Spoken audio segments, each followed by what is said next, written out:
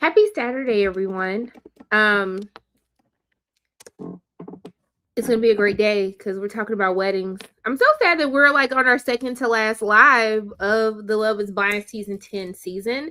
But once again this week, Chris is too famous to come and chat with us this week. He's at another family reunion.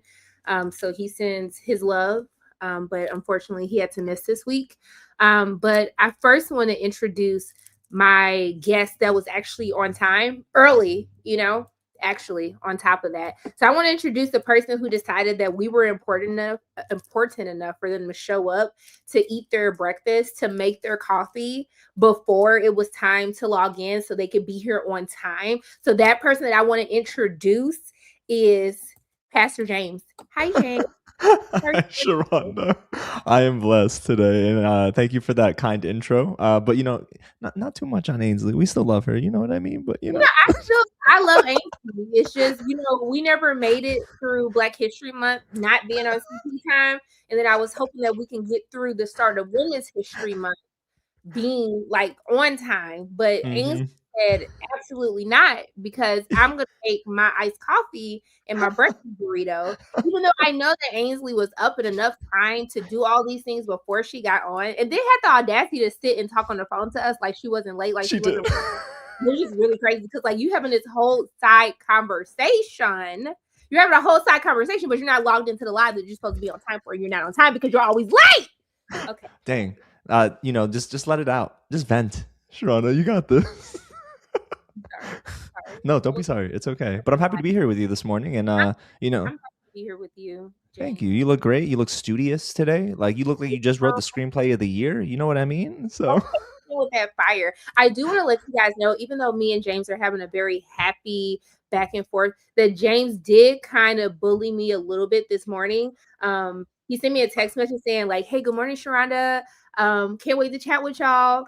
And I hope you're eating your Fruity Pebbles." Like he basically said, like, you peasant hoe. Like all you do is eat Fruity Pebbles. Like you can afford to put protein in your meal. I just want to let y'all know that, like, James be nice, but he gonna read you for filth too.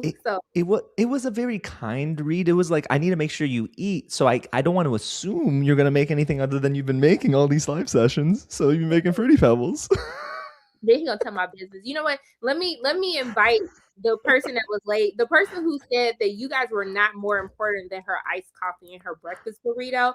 Ainsley, hi, welcome. Happy Women's History Month. First of all, it's not an iced coffee. Second of all, I was here at 11:58. You weren't. Steve, this is what happens when you eat a balanced breakfast in the morning, and I want you to just go back to Fruity Pebbles. Oh, because I don't know if it's because you got too much protein in your system or what, but you're acting brand new. Is the pixie fresh? Is that why you're acting fresh? Oh, she got her hair done last week, Ainsley. Oh, that's right. On Women's History Month? Oh, it'd be your own fault. It'd be your own fault, girl. I see how it is. 11:58. 11:58. It wasn't 11:58. She was still on the phone with us. I started brushing my teeth at 11:58. I had time to brush my teeth, to wash my face, to find my glasses, to put water. You were brushing your teeth when I got in the... Yeah, because I said I might as well go brush my teeth since I just ate my balanced meal so I could put my braces back in. Because that's the thing. Segment sponsored by Colgate. Because that's the thing. I'm just saying. Okay, that's fine. It's fine. It's fine. Sharonda, can I ask a question though? Do you find it easier with the mechanical toothbrush or the ones that the Philips, the Sonicare ones? I like the Sonicare better. I saw you were using the mechanical ones. So I wasn't sure. Oh no, honey, that was just a regular use your hand. Yeah. I use the one that you just press that button and kind of like. Oh no, we got no. This old school. We can't afford that. Remember we're budgeting now. No, you can't tell me that on Women's History Month. I'm about to like go and find one and like send it to you. This lady. No, it's a regular toothbrush. I use a regular toothbrush because I just don't like using the mechanical ones. I just feel like you get too much trying to clean them and upkeep them. And I like to just use my toothbrush, throw it away, go in my little buggy from all the toothbrushes I collected from the dentist and orthodontist, and just and get you another one. That's why I did that. Both. I have an electric one and I have a manual one, but I feel like the bristles are too small on the electric one, so I don't really They be that can doing it. be. I just have Yeah. sensitive gums, so those are good for me, so I can like Hmm. control it. Really massage it. Yeah. Yeah, yeah. Get out with y'all. I can't. Okay. What are we talking about? Love is fine. Okay. I had one. I actually had a really great couponing story where they were pissed at me. They had missigned, like it was supposed to be like you got $20 back in extra care bucks, and they marked a $200 toothbrush down to $19.99, and I think it was a mistake. And so Oh I went well. and got it, and then I had my coupon that took $20 off, so I actually made $20 off a $200 toothbrush. And they tried to tell me, no, you can't do that, and I said, sweetheart, you know what? It's not my fault that you didn't do this correctly. So you're gonna have to run my toothbrush. And they said, absolutely not. And I said, okay, I'm the one and not the two, and I'm never to be played with. And I will call corporate. And I called corporate, and then they had my toothbrush. Period. I love it. I love it, Tronda. That was back in my extreme couponing days. Okay, I'm sorry. We got married. We had 2 couples get married, and one couple still live a life of delusion and say that they were dating. And we know that he had no intention in dating her. You know what? I actually want to start with Amber and Jordan today because I've never seen Jordan was scared. It was almost like somebody was like holding one of his loved ones hostage and he had to go down the aisle. Yeah. The way that his family was like having a secret huddle when he was just on the other side. And it's and even like the reaction of the crowd when he said yes, I was like, so what was wrong? Like what was Jordan giving off that day? Cause the even with it being edited like it is, you can still tell that like something was weird. He was Yeah.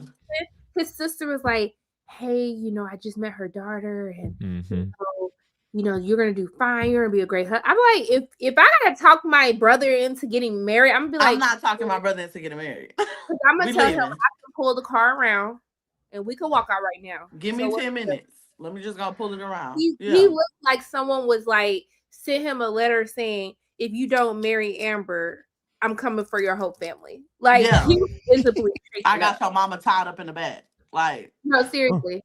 It's Ohio, so he could be tied up in the back. He could. You know what I noticed too? I figured that the room was divided, even though we don't know for a fact if it was like Amber's family on one side and Jordan's on the other, but both of them had the same idea. So what was Amber telling her family and what was Jordan maybe saying or not saying to his family and friends? Because they all, like you said, Shonda, looked shocked, but no one more shocked than Jordan's sister, who like kind of kept trying to like encourage him to marry her. She was. So I don't know what was going on, the dynamic there. Maybe the meeting with Emma. I mean, was it as good as they were saying? Before the wedding? He did. The day before. He met Emma on the Saturday. And they got married Sunday. So it could have been, and so from what the social media streets are saying and the like receipts that Amber put out, like there was just a lot of things that had been going on between them. But I think the main thing was like the daughter and not meeting her. I mean, you met, which is like, if you knew his non-negotiable was no kids, right? And he told you, okay, we're going to try with the kids. I feel like the introduction to the daughter should have come a little earlier. I think the dad should have been met first, and then she should have been met after that. She could have been met with the dad. Like, you know what I'm saying? Something like that. But just the meeting the day before, I think. And then the other thing was he didn't want to move. He doesn't want to move out to Mount Vernon. So how y'all gonna do that? So Amber posted these text messages I feel like she thought was supposed to vindicate her, but it actually didn't. The thing that bothered me about Amber this entire season is she went out of her way to give Jordan an out. I personally don't think Amber liked Jordan like that because she didn't even. She just kept saying it over and over. Like, I understand if it's too much. And that shit was pissing me off because, like, do you really just not feel worthy of someone to be with you where you like? She didn't like him. I just think that she didn't like him. She wasn't attracted to him, and she was just trying to make it work so she could have a good edit on TV. But I think that she looked visibly upset that he said yes, and like the text back and forth, she was basically trying to give him an out because they were basically. He was like, I don't want to live in the middle of nowhere, which I get, because we're like, why are we living in the middle of nowhere? Like, if you live in the middle of nowhere, just bring your behind to the city. You can rent out your house. You don't have but to. I don't want to bring my behind to the city because my ecosystem with my child is out here. But here's the so are you going to be willing to step up into the role of all that's going on with the dad being an active co-parent in that situation? It's going to be the same level of resentment if you've never been a father figure of any type, and then you just thrown into it because you don't want to fucking drive an hour to go outside the city. Come on, my nigga, like, please be for real. He said that he was willing to move to the city that her brother lives in. It's like if they could find something that was reasonable. Right. They said that at the house too. I didn't think of the whole fact that she actually does have an active like father. And that's the thing, when you marry somebody with kids, like you really you got to do what they got to do. You're literally coming into their world. You know what I'm saying? So and another thing I was thinking of too, to your point, Sharonda, about Amber having an out or giving him an out. I've never heard at the altar someone say, yes, but if you're not comfortable, I understand. And if you don't want to say that really threw me for a loop. So I think she wanted a good edit for sure. However, I don't necessarily think Jordan was. I think he was going to say no until she said that, because it would have made him look really bad on TV if he would have said, I'll take that out and say no. Yeah. So I think at the reunion, if I had to guess, they're not together. That's my guess. No, they're definitely not together. Yeah, I don't see it. Because everybody being that shocked about the yes. And then when it's time to get back to real life, you're not finna move to Mount Vernon, bro. You're not moving out there. So it's like, what's the point? He was also telling her that in the text. That's right. In the text that she like revealed, they were going back and forth on this, like to the point where they were supposed to text production and let them know that it was going to be a no. Yeah. Wow. I didn't see these texts around. I wish I need to find them. Where are they? They're on YouTube. I mean, they're on TikTok. We'll send them to you. I'll send them to you whenever we get off of here. No, I try to honor not spoiling stuff for you. So no, but I kind of like this, because now we're as long as there's no reunion spoilers, I'm okay with a little bit of the drama off. You gotta off get camera. into the TikTok streets, James. Because I heard about Brittany's drama off camera too. Y'all heard about that? What? Somebody brought up that Brittany and her dad have made some racist remarks in the past. So about what? About black people? I don't remember. Was it black people or Hispanic people? I can't remember. But somebody posted that in the comments, and I said, "Really?" And I didn't really want to believe them because it was the story time with Riki account. You know what account I'm talking about? She always posts all those like spoilers and stuff. So I know, right? So I don't know if it's true. I'll send it to you on the chat though. Is that why Brittany blocked her? Because she said Brittany blocked her. So they were really about Kung Flu mocking an Asian Yes. Oh, so it was Asian stuff. Yeah, exactly. So that's what I'm saying. Off camera stuff, the truth starts to reveal. What's done in the dark is always going to come to light. And I feel like they're not going to even touch on none of this shit on the reunion. I think they're going to try to keep it real cute on the reunion. They're about to bring out another basketball player and play some more shoot around hoops. Sponsored by State Farm. I don't know. Random fucking game. I know. Now Sharonda's in her reporter mode. All right, Lois Lane. My thing is with Amber though, because I feel like, do Amber even know what an edit is? You know what I'm saying? Or it's like, I think we kind of giving Amber more credit about being aware of the cameras than what she's really owed. I think that she, I can agree that maybe she didn't really like him like that, because the other thing, and Sharonda, you had mentioned this too in like previous lives, was like, the way that she talks about him is just talking about like a guy being nice. It's not like anything that he's doing specifically. It's just like, I deserve a nice guy. Even the sister or a friend or whatever, she was like, you deserve all your toxic relationships that you've been in. So I just feel like, Shorty a little insecure. And and I think that off camera, he really kept making her feel the I don't want kids, I don't want to move thing. You know what I'm saying? So that's why she was just like, okay, well then fuck it. Do you? Like, you know what I'm saying? Nobody's holding you hostage.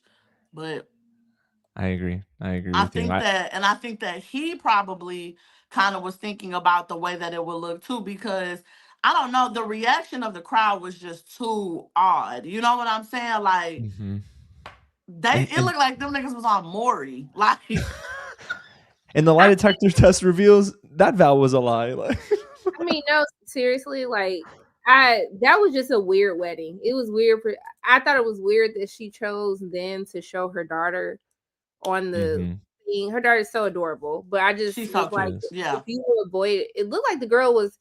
She started crying. I don't know if that was just crying because like everybody was like excited and stuff, but I don't know if that was a good cry, a bad cry. Like I'm happy for my mama or what.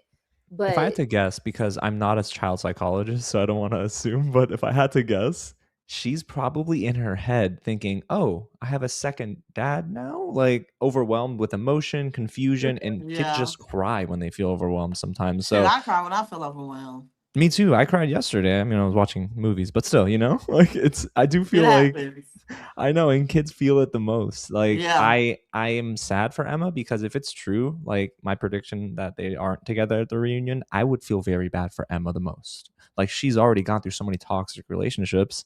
Amber has, so Emma's also felt that as a byproduct. She's just going through them by association, and that could be the reason that she waited so long for him to meet Emma. Because shit was really rocky between them the whole time. And we just saw the good. Because I think you even said that too, Sharonda, like, we don't see a lot of them. No. But if they were arguing like that, they would have put that on there. I don't know. I don't know that they necessarily would have if everybody, because everybody's consensus was really the same. Like, we liked them as a duo. And then the night of the mixer thing, shit got a little weird.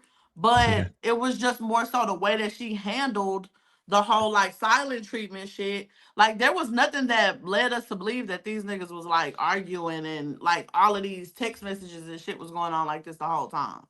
Agreed.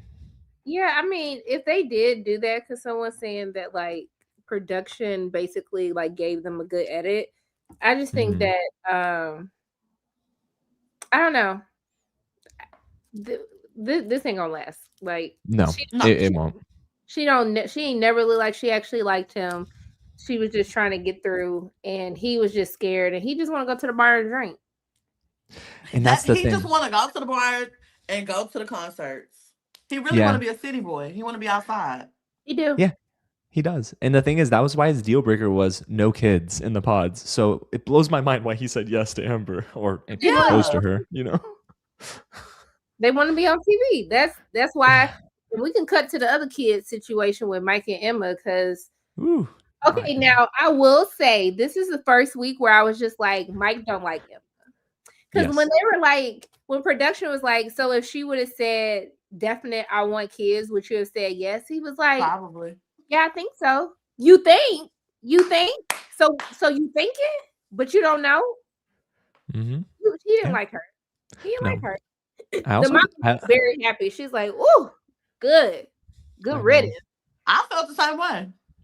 Yeah, the parents were really happy. Mike's parents being very happy says a lot because I think that they knew their son's actual answer. It was just for TV. Mike had to play it up like, Mom, you always call it the toughest time, XYZ. Yeah. No. You already told your mom what you're going to do at that altar because it's almost like they knew and they were trying to console Emma's parents. And I don't know. For me, Mike, even if she wanted kids, I don't think he would have said yes. Sure, it's a big deal for him, but the chemistry wasn't there. She didn't seem to have her act together, according to him. She was unorganized. She was in between jobs, I think, something like that. So I don't know. For me, Mike was always going to be a no. The kids thing was the nail in the coffin for him, though. They trying to find out is Jordan MAGA. I mean, it's the easiest way for y'all to tell. I think it's safe to assume that they all are. Everybody except for Bree. We heard about what Kia said on that podcast. So when she was asking all the men, she was like asking people. Yeah, did you vote for that man? Yeah. Yeah, I feel like other than, and I'm not even saying Victor because Victor looked like he probably voted for him too, but like other than Kiva or Kiva. Oh my God, I'm thinking about an anime. I mean, that might have been their ship name. You don't know. Yeah, other than like Kia and Tyler and all of them, it's just safe to assume that everybody did what we feel like they did. But that man, but I always go for, do you follow Joe Rogan? Do you follow RFK? I go for those. Yeah. Them. And so that's just, that's just the vibe that everybody gave on the political tip. But on the non-political tip, as far as like Mike goes, I think that in Cabo, when he tripped over her bag, that was the nail in the coffin for her. That was the nail in the coffin because he really had a problem with how like organized she was. But then the kid thing just kind of further solidified it, because I think that Emma thought she was putting on a better front than what she was putting on. Yes. Like she wasn't convincing in the, oh well, I'm considering it. No, you're not. You don't want to have kids. And it's very clear. And I think that that's the thing that Mike's parents saw too, is like, okay, well, he gonna have to be sacrificing with her because he wants kids and she doesn't. So you can't force her to have kids. You know what I'm saying? Like, you can't force her to have kids. So that means that you either gonna have to go have some kids somewhere else, or you're gonna have to, like, you know what I'm saying? So I think his parents just wanted him to do what was gonna be best for him, in the sense of, him finding a woman who wants to have a family. And then sister was like, even at the end where she was like, well, I guess love is blind, or love is blind, but you can't be blind about kids, I guess. Yes, you can. It's one of those, I think we talked about in the last live. There's always those non-negotiables for people, and kids is generally in the top tier of non-negotiables. So regardless of if even Emma said, I'm open-minded, that wasn't enough for Mike. Like that couldn't be enough for him. He needed to be 100%, hey, are you in on kids or not? But then the last couple episodes, I'm like, Mike, I don't even think that would help him. I think he's still a no regardless. The man is just uninterested in her. The giraffe conversation was the best thing. He was so, like, in that moment, I think he already checked out. That's when he had checked out. I think, actually, I feel like... He was done at the giraffes. Huh? No. He was done at the giraffes. Yeah, like, you can see it in his face. When she started walking back the conversation, you saw his face be like... You know what I'm saying? You got her playing at the altar. She was still playing around at the altar. I feel like, hey, we good. I don't need no jokes on the wedding day. I need you to be serious. He did it too, though. Especially standing at the altar, because, bitch, that'll make me leave. 13th reason. Tam from Montreal. Is it like Tam Montreal? Like Tam, like I live in Montreal? Or just... It's gotta be. It's gotta be. Shout out Montreal. Or like Tam Montreal? Tam Montreal? Montreal? Oh, yeah, you're right. Okay. Yeah, we kind of assume. We want to thank you for the super chat, though, but I just be trying to make sure I say people's names right and stuff. I saw the look of judgment in your face, Ainsley. Okay? I don't appreciate it. Because, come on. I saw how you looked at me. I saw it. You literally stopped like, this bitch. Come on. That's literally, yes, Tam in Montreal. Thank you. You see how Tam answered my question without any judgment? That's right. That's true. Yeah. I don't know. Tam probably called me a bitch, too, before she, like, responded back. Sharonda, no. She did.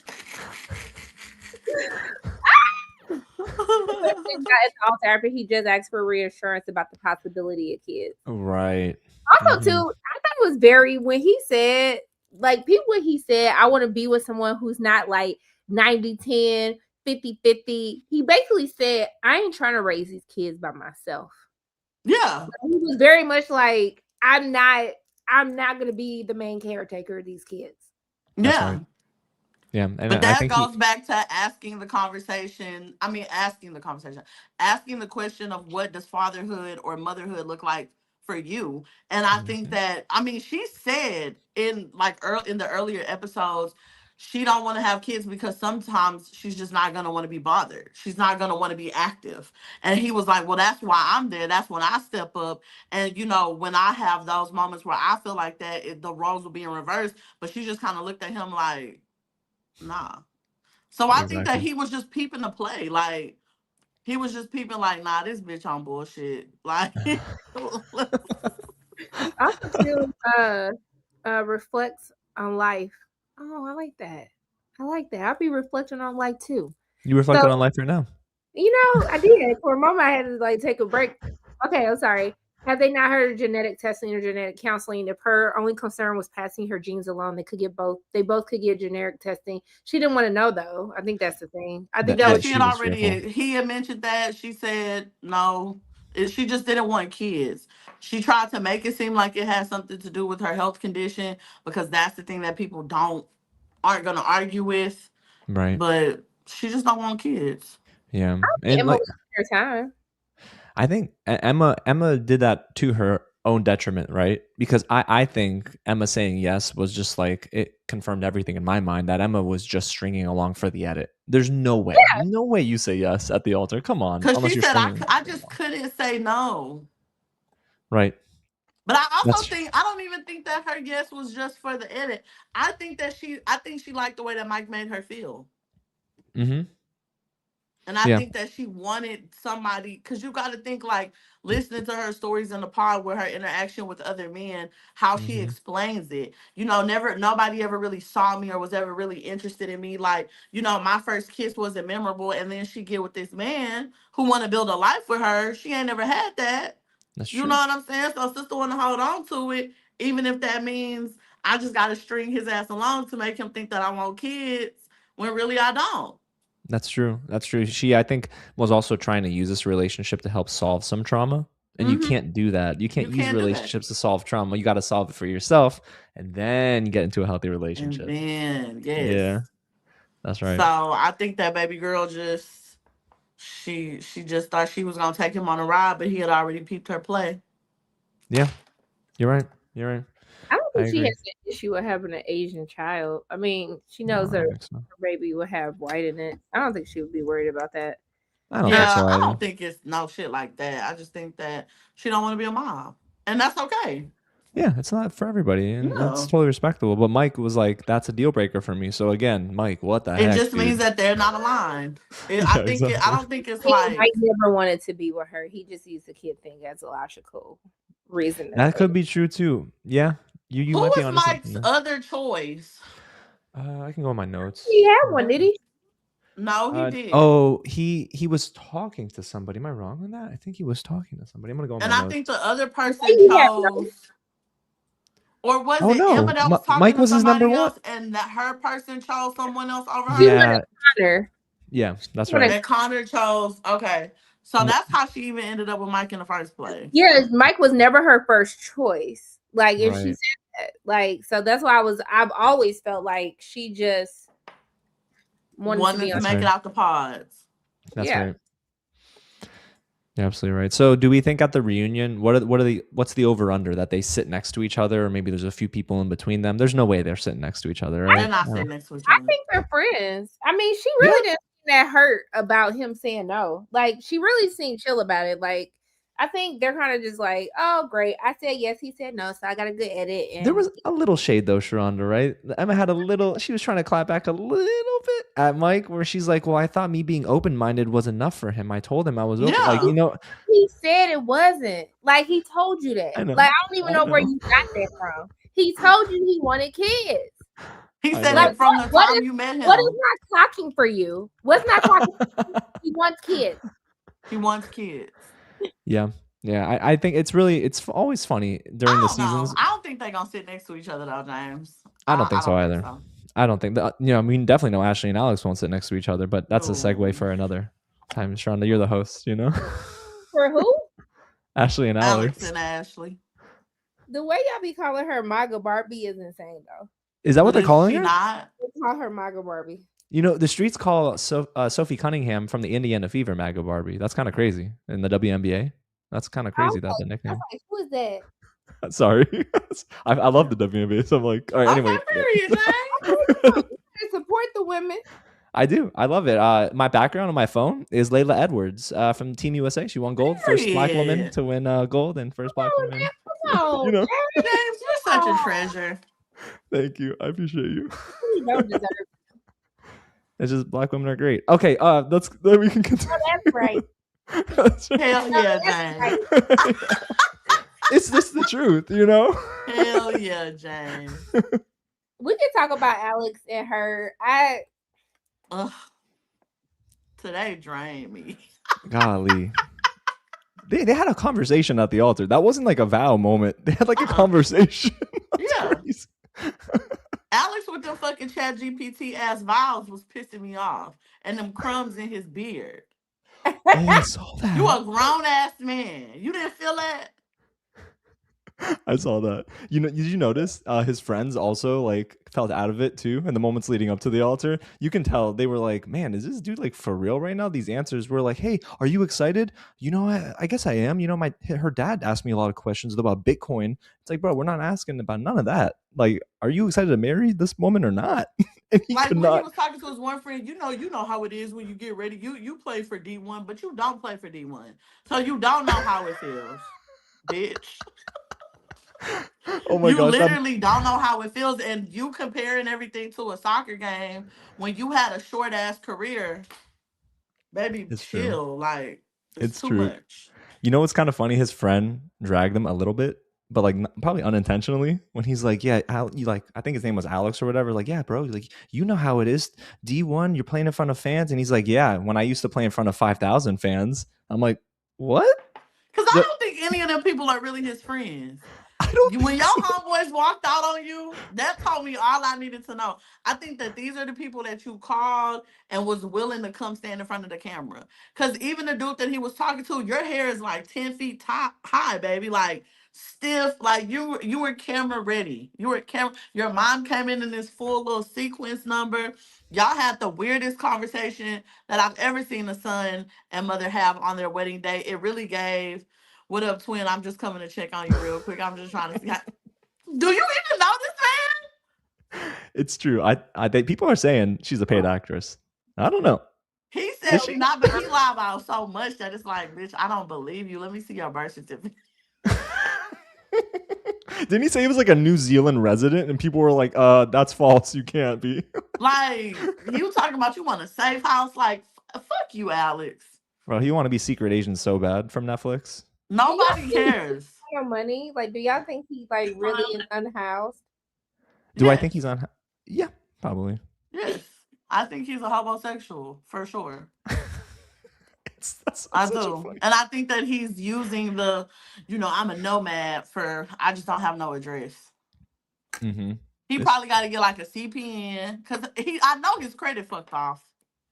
Oh, you don't think it's high? No, not at all. I don't think so at all. I don't wish that on anybody, but And it's no shade. You know what I'm saying? We all we're doing the best we can.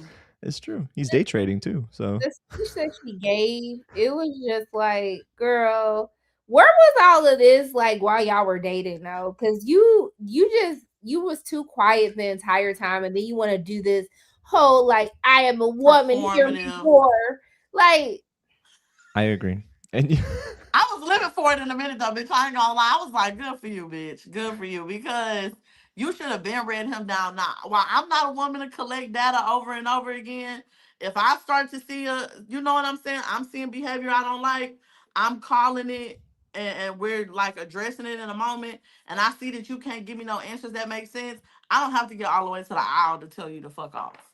Like, you're not wrong. And I won't lie to you too. I feel like Ashley triggered me a little bit during the pod mixer where Kevin was there with Kia, and then Ashley's like, well, if you thought she was such a great woman, you got to step up. You're a man. You got to step up. That's what men do. And I'm like, Ashley, how about holding this same energy for your fiance who literally hasn't stepped up since you left Cabo? Literally. I don't get it. The boy thought you could get pregnant off of having sex on a period.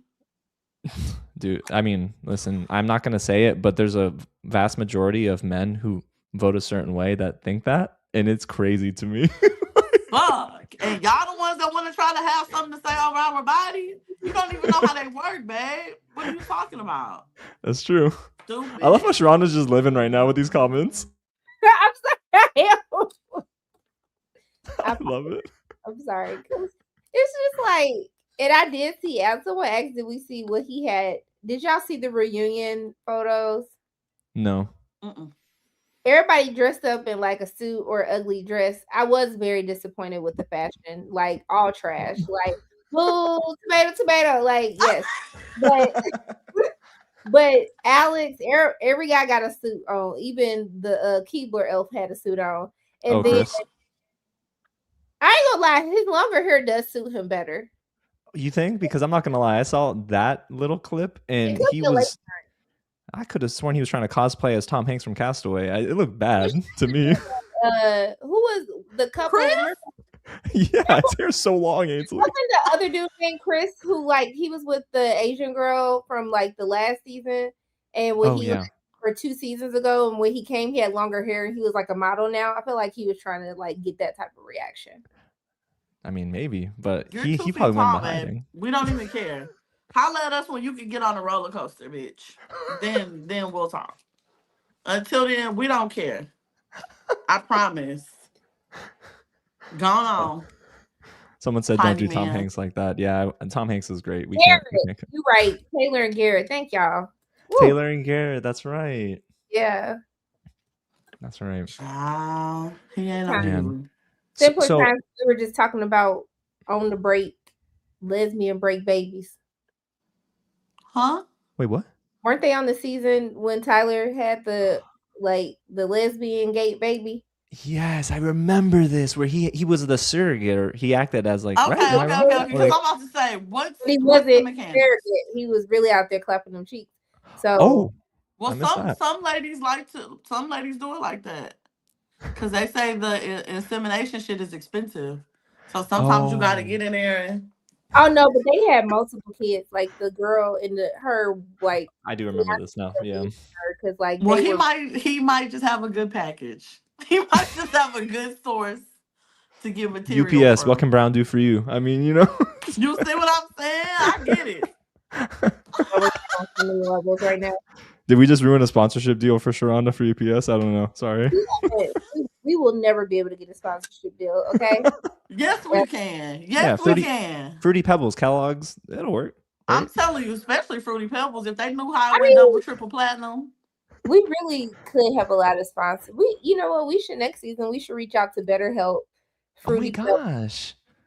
Some type of lie detector thing, because the way these hoes be lying is just ridiculous. Mm-hmm. They gotta do so. It has to be a better process. I mean, because I get it, right? So I understand that, you know, the premise of the show is Love Blind, but really it's a TV show at the end of the day, right? So we need the drama. We want the chaos. But I feel like this season was so much chaos that it was like just a wacky adventure. You know what I'm saying? Like, y'all had one couple. I mean, but last season they had none. That's true. That no one got married. But in all honesty, with the last season, it shouldn't have even been no wedding day, period. None of them niggas should have went. None of them. I think you get fined if you don't go to the altar. That's what they've always said. Okay. So it's like they gotta.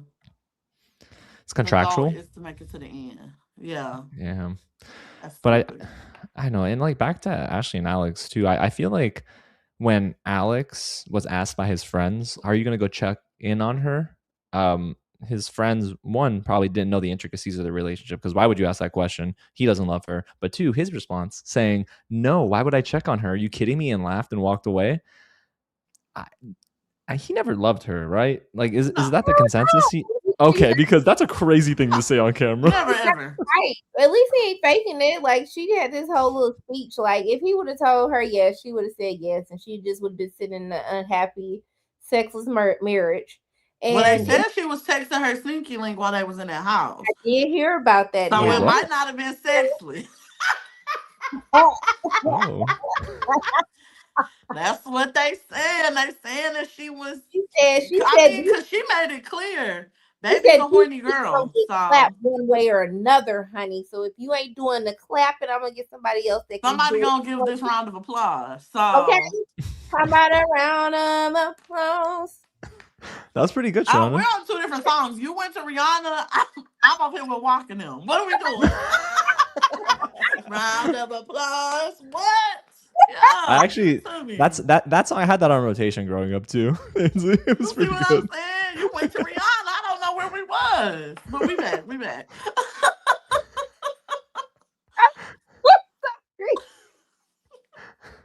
That was my age showing. I'm sorry.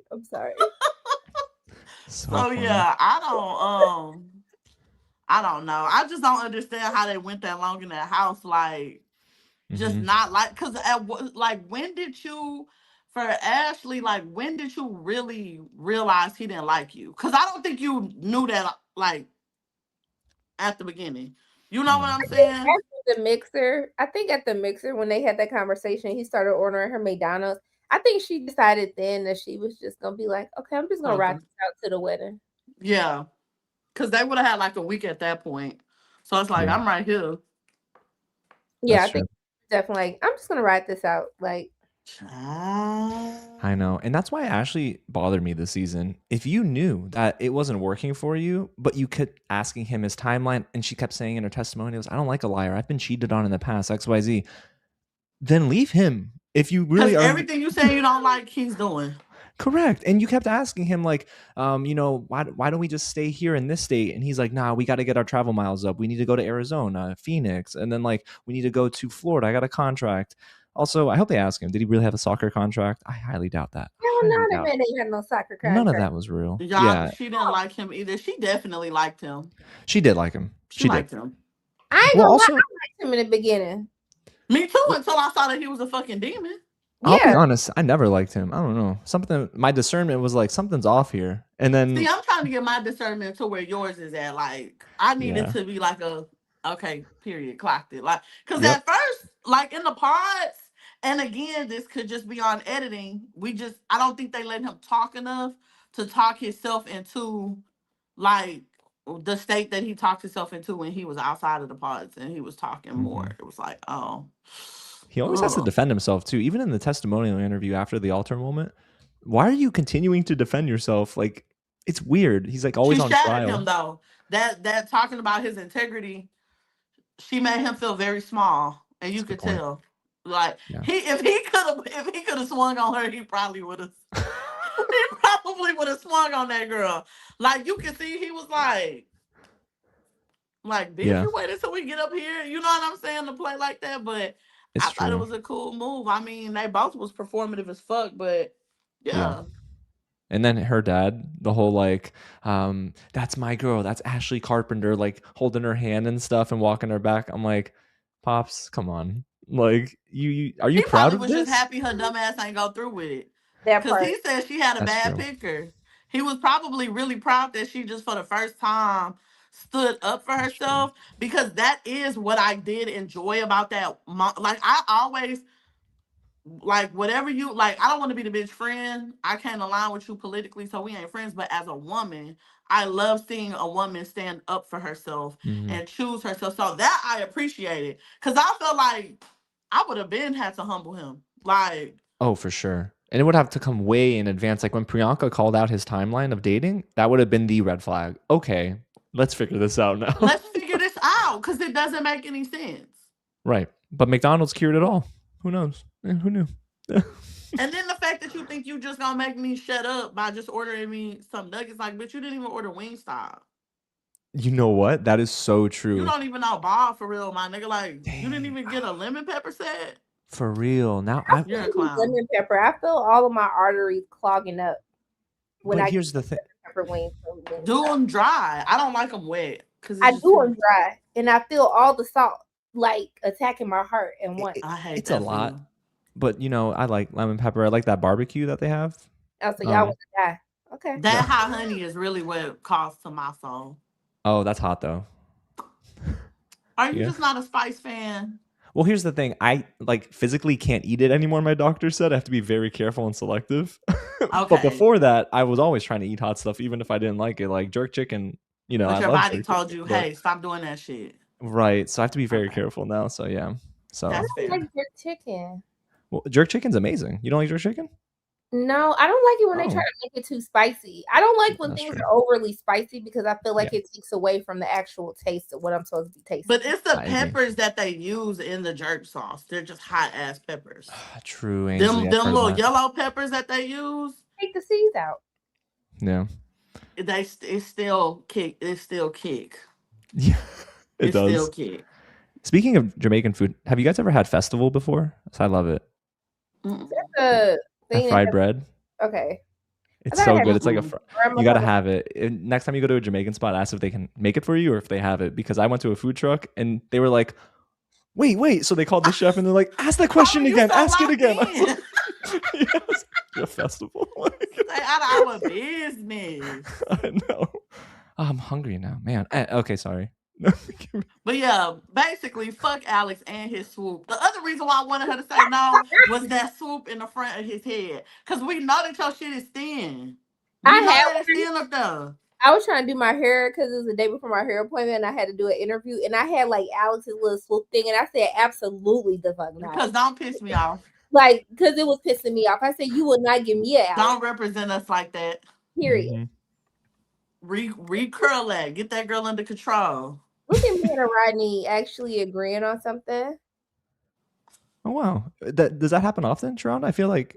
I think there's a difference in having something that's spicy is something that's too spicy where you can't taste the initial flavor. That's why I don't like spicy things. I don't like things that are unnecessarily spicy. Like, there's spice for heat and there's spice for flavor. Those are two different things. But I think like in Caribbean culture, they just like the heat. Well, no, that's fine. But I'm saying even like when I go to Popeyes, I don't get spicy chicken. Me either. How they make it doesn't. It takes away from the taste of the chicken at that point. If I want to ask, but no, I'm lying because that little ghost pepper wings go crazy. I don't know. I can't agree. I've had the ghost pepper wings. But I'm just talking about their regular chicken. I just don't like. I don't get that spicy chicken. I'll get the ghost pepper wings, but that's it. But I do like a little spice. Now that I'm older, when I was younger, I just wasn't going for none of it, for flavor, for heat, for none of it. Mm-hmm. But then when I got into my 30s, I was like, yeah, let me see what this shit about. So I'm here now.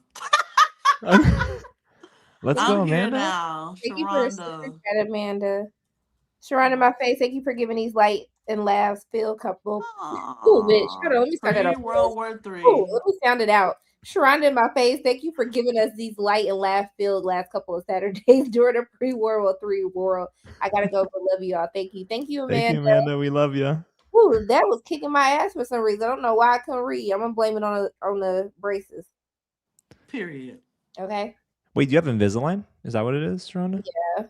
Oh, my friend at work just got Invisalign, and she said it took her 3 months or 4 months, I think. So I guess every case varies, but it works. So she was done in 4 months. Yeah, so I'm guessing her case wasn't bad, was it? PTSD. She finna get triggered, James. Please. 4 or 5, I think, something like that. So.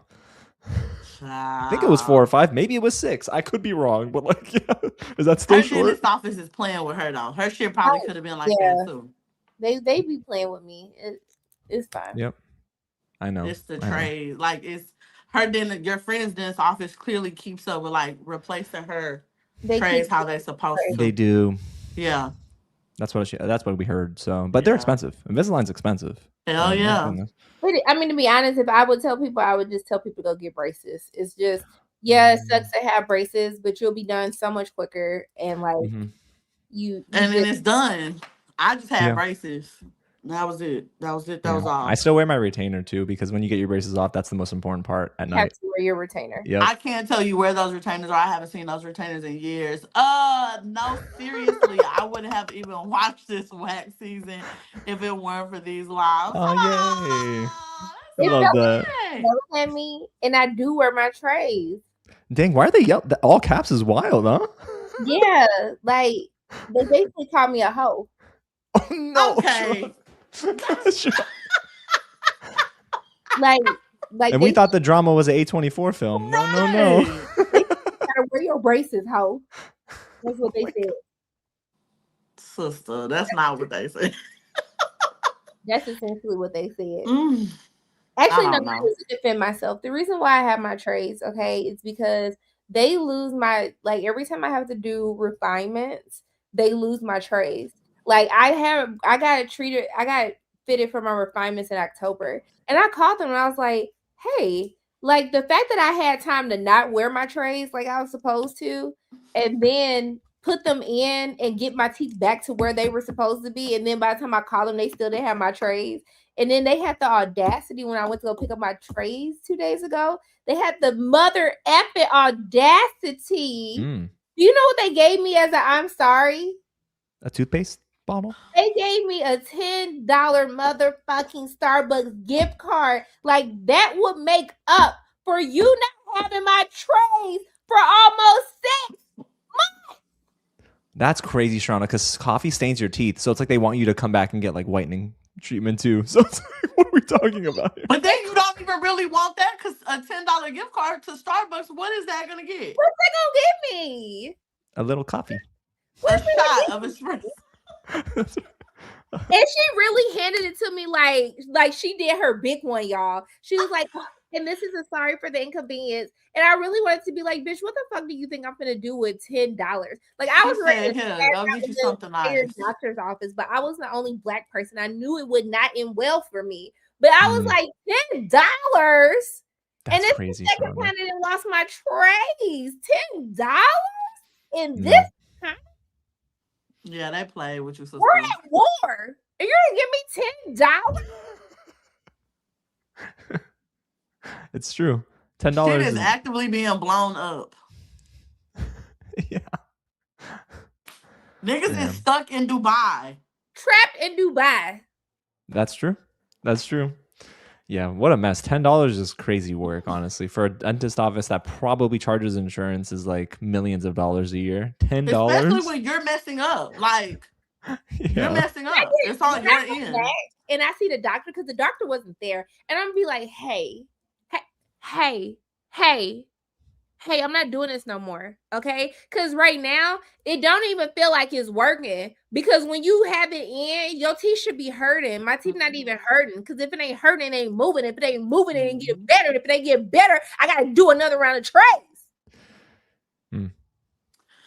Listen, they better not play with you again. They got one chance to play games. Sharonda. That's how mad Ashley should have been at the altar. Correct, and that's the energy she should have brought. Yeah. And he would have gave really her $10. Your dick little, and you be swooping your hair to the front. Like that's how she should have. If she was gonna do it, she should have did it in style. And I feel like the mama acting like she was so shocked and torn up by that revelation was pissing me off. I know. Because you don't fuck with him for real. No. Like the mom saying, "Wow, really? Oh my gosh, that bothered me so much that I'm not gonna say anything." Like like if a real mom would not let that happen. Wow. That would not. She basically called him a liar. He is a liar, bitch. Yeah, exactly.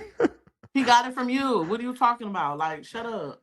It's true. I really do think that Alex hasn't been loved by his parents, and like a lot of his behaviors come from that.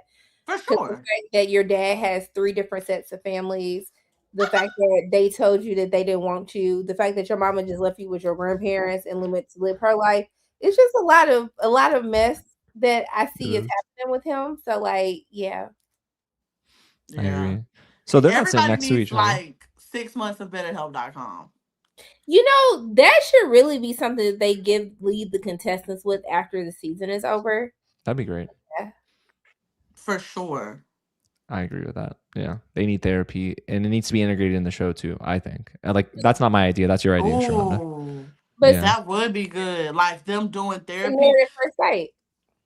Because I think that also that's important and really like I feel like if I'm dating somebody and I'm dating to marry and we're getting to that point, I would like to do therapy before we go down the aisle. Just 100%. Because what would it hurt? Like, you know what I'm saying? Like I think that you can only grow from that kind of experience or really just see like, what the fuck I got in front of me for real.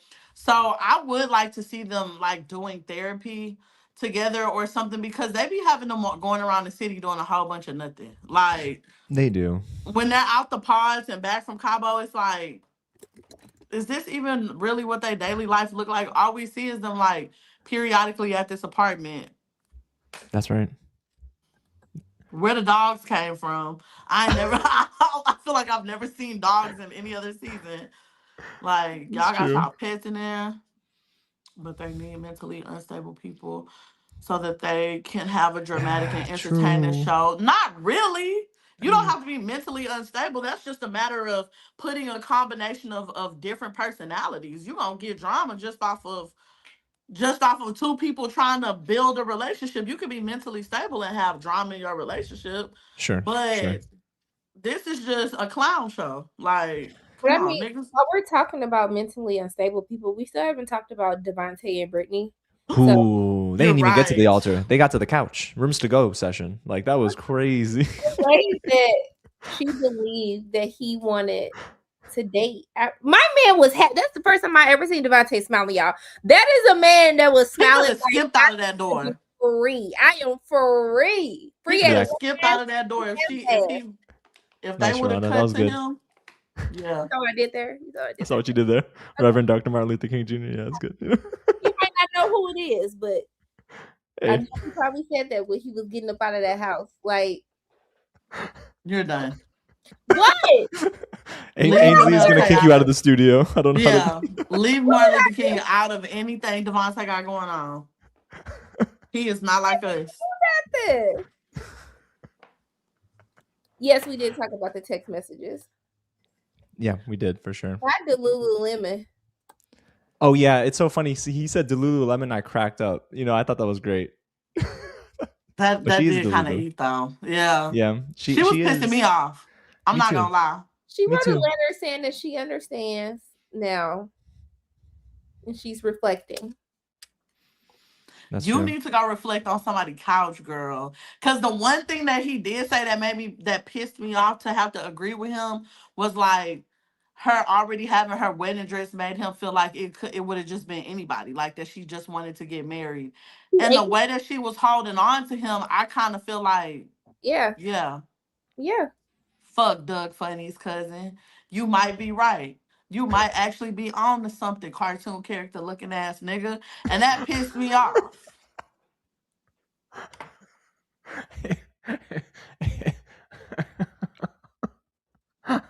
Okay.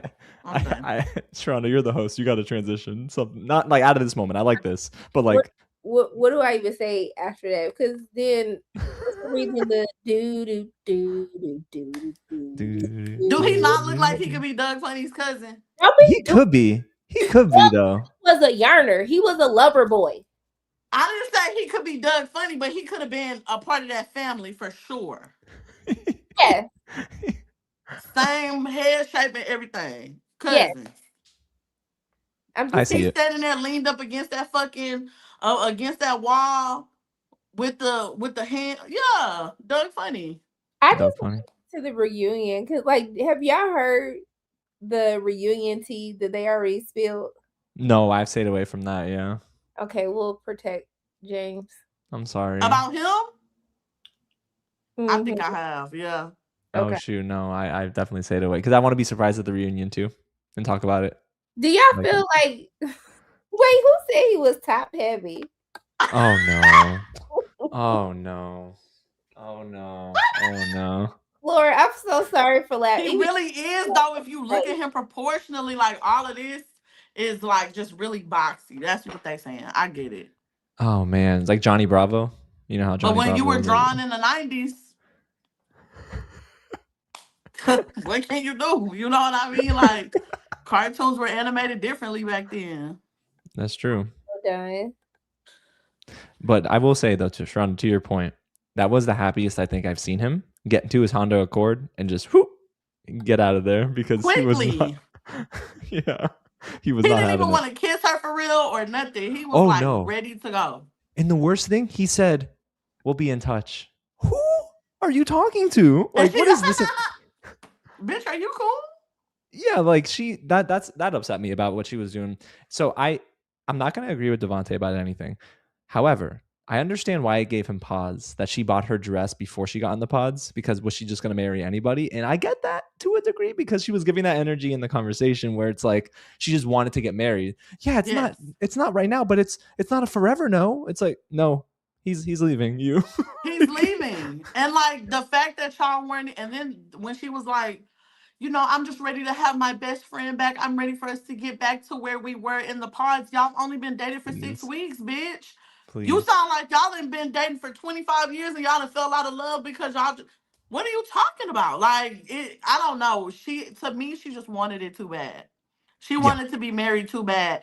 And I tried to have a lot of grace for Brittany because she seems like just a sweet girl, but bitch, you want it too bad, sister. I'm not gonna lie. I think also too, for her it's a cultural difference because I go back and forth with this with my mom because she was like, "You're gonna be what do they call?" She's like, "You're a spinster." She didn't call me no spinster, but that's been And I'm just like, do you remember like growing up and they were like, you can't have no boyfriend, you can't date, don't get pregnant, like don't do this, don't do that. And then when you get older and they realize you still alone, they were just like, well, why haven't you found a husband? Because I was trained to not think about dating, to not think about being with somebody because you never made that a norm for me actually growing up.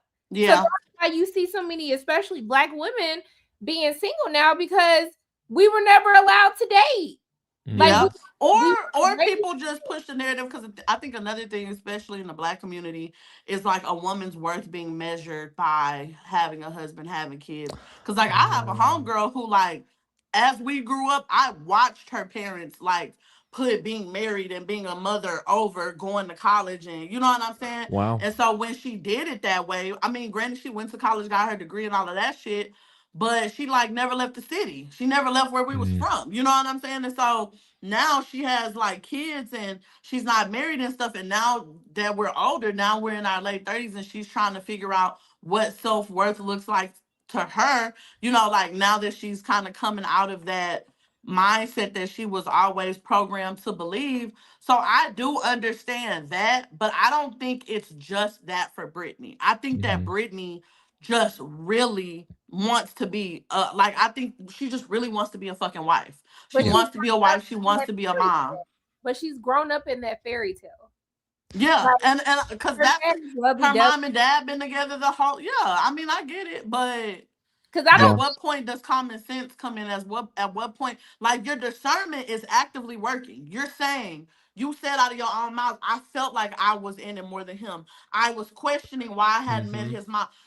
So you're feeling that this shit is off, but you're pushing all of that to the back because I don't want to have to open myself up to nobody else to get to know nobody else. Girl, be fucking for real. Yeah, she definitely, I think what hurt her, or I should say what actually helped her to be hurt as much as she did, is when her dad like accepted Devonte and was like, welcome to the family. So she in her mind was like, oh, it's over, like we're good. I can't wait, this is the one, like I don't have to worry or anything. But Devonte played along with it too, so I'm guessing he just played along. Yeah, so she was under the impression too. So like I feel bad, I'll give her some grace, but at the same time, girl, like it comes to a point where he left your house and said, we'll be in touch. That doesn't sound like a fiance. That doesn't sound like a partner. That sounds like a business transaction. Like he's going to go and make his $40,000 a month. I don't know selling what, but that's that was a part of it too. Like him saying like he made all this money and this and that. And I do want to get on people because people are trying to talk about him like he make all this money, but he driving a Honda. Like if you're someone who's probably selling people loans and stuff, like as someone who didn't have a car note for a long time because I had my car paid off, I was not in any rush to buy something else. My car's paid off. And me and Brad go together just fine. I'm not in no rush. But that's the other thing is like, even if he is making that money, people who like really make money know not to spend money on just flash. It's not about that. You know what I'm saying? He said it's about having money for 6 to 8 months if something go like, you know what I'm saying? So it seems like he prioritizes how to spend his money, assuming that he making the money that he making. You know what I'm saying? So that, I don't know. Because a lot of niggas be out here driving Hellcats and don't have nowhere to stay. So that is so true. That's so true, Ainsley. Yeah, no, nothing wrong with the car he drives. I just found it funny that it was a very quick turnaround. The minute he basically told her we're not getting married, he's like, all right, have a great day, we'll be in touch. Like, see you.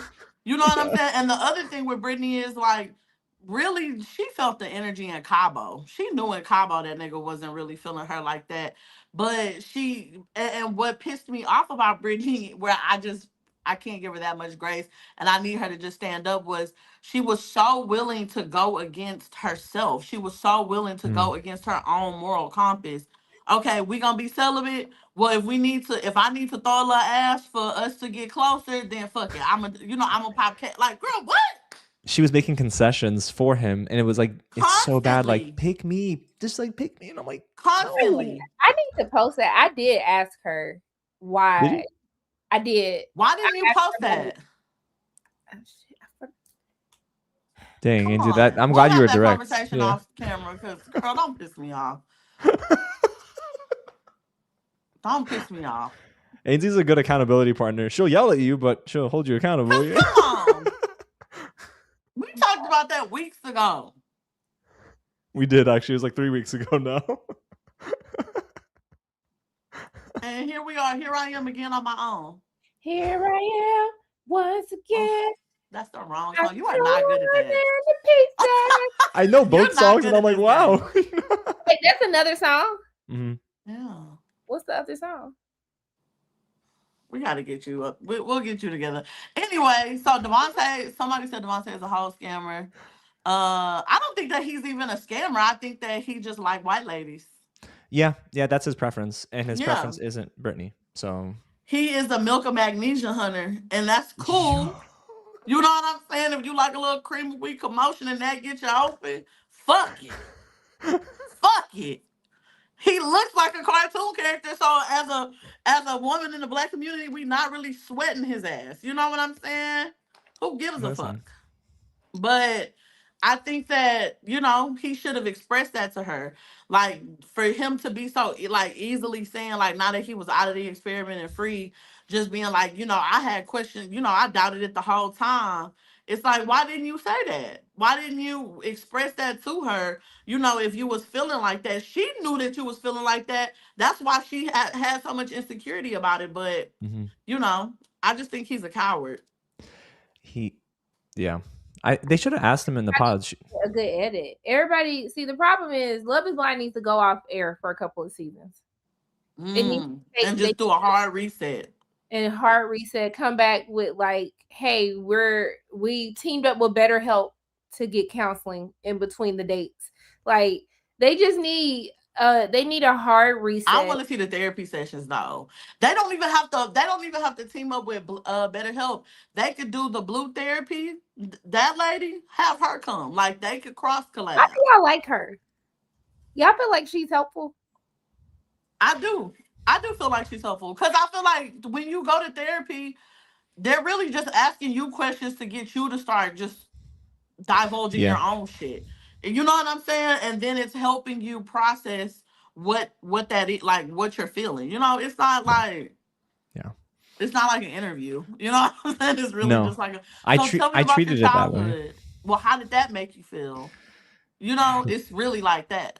You're right, Ainsley. At first, I did treat it that way, though. I had to snap out of it. I'm like, oh, it's not an interview. Like, I just need to be authentic. So my therapist before my job, like, canceled that benefit, which really sucked. Her name was Olivia, and she was so good. And she just, like you said, Ainsley, just ask a question. And from there, you start to understand the root. Like, why are you having panic attacks? Why are you very anxious? And I'm like, oh, this is good. Yeah, it's just helping you connect the dots. And so that way, when you are in a situation where you are triggered, because those triggers never go away, you just know how to handle them in a way that's healthy. You're absolutely right. That's it.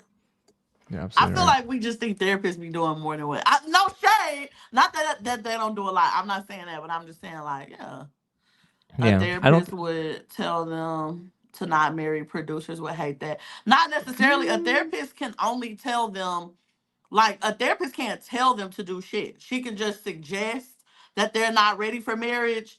And inevitably, what they're going to do is what they're going to do anyway. Because, I mean, shit, we just watched Amber's brother say before she walked down the aisle, I don't think this shit going to happen. And she still went down and they did it anyway. So, at the end of the day, people grown. They're going to do what they want to do.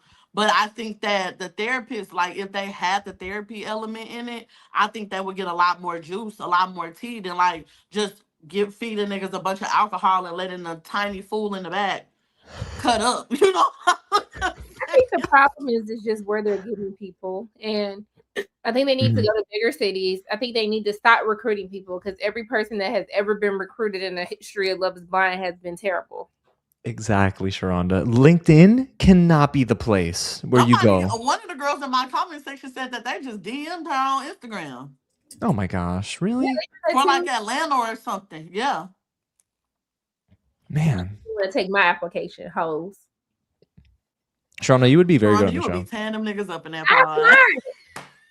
And they rejected me. Girl, you would be tearing them niggas up in the pod, and we would be talking about it on the we would still be sitting here dissecting it. Oh, we would, yeah. Shauna would be like, "Oh, I'm under NDA. I'm under embargo. Can't say that." But I got it, you know. I will still be doing live streams every week talking about myself in third person. That's right. Absolutely. Your channel will blow up. So now let's talk about Sharonda and William. William. Oh, William. I feel like his name would be William. Why was I clowning like that? Why do that? Do they dig into your psychological? I think they ask you questions about previous relationships. I just know it was a long ass application. So if y'all not serious, I doubt somebody will finish the application. It's really 100%. Long. I just know it took a really long time to get through. Which is the point. You know what I'm saying? Like when application, it's like that's people that are like, you're properly vetting that these people are gonna come into this because I feel like other than Vic and Christine, none of them walked out where like it's not gonna give a Love Island set where like there's an Alandria and a Nick that comes out with all these opportunities being poured out to them because they just were the underdog. Like all of y'all looked fucking horrible outside of Vic and Christine, and that's because y'all seen 20 minutes and a bunch of iPhone clips of them niggas. Listen, I did not go through my application fast. Okay. No, I feel like you spent time. You spend time on things you're intentional about. Really long. Okay. Yeah, I think that. Dang, we didn't even talk about Vic and Christine. I totally forgot about them. No, I love them though. Who are we just talking about? We're talking about Devonte and Brittany. So yeah, they was the last couple. No. I like legitimately just forgot about them. Oh, we'll see. I gotta tell you an alley-oop, babe. If y'all got questions for them, I gotta interview them on Tuesday. For Vic and Christine? Ooh, you should ask them maybe one faith-based question. I think that'd be really cool, Sharonda, because I feel like they're not going to get a lot of that. I don't know. Jane, don't nobody.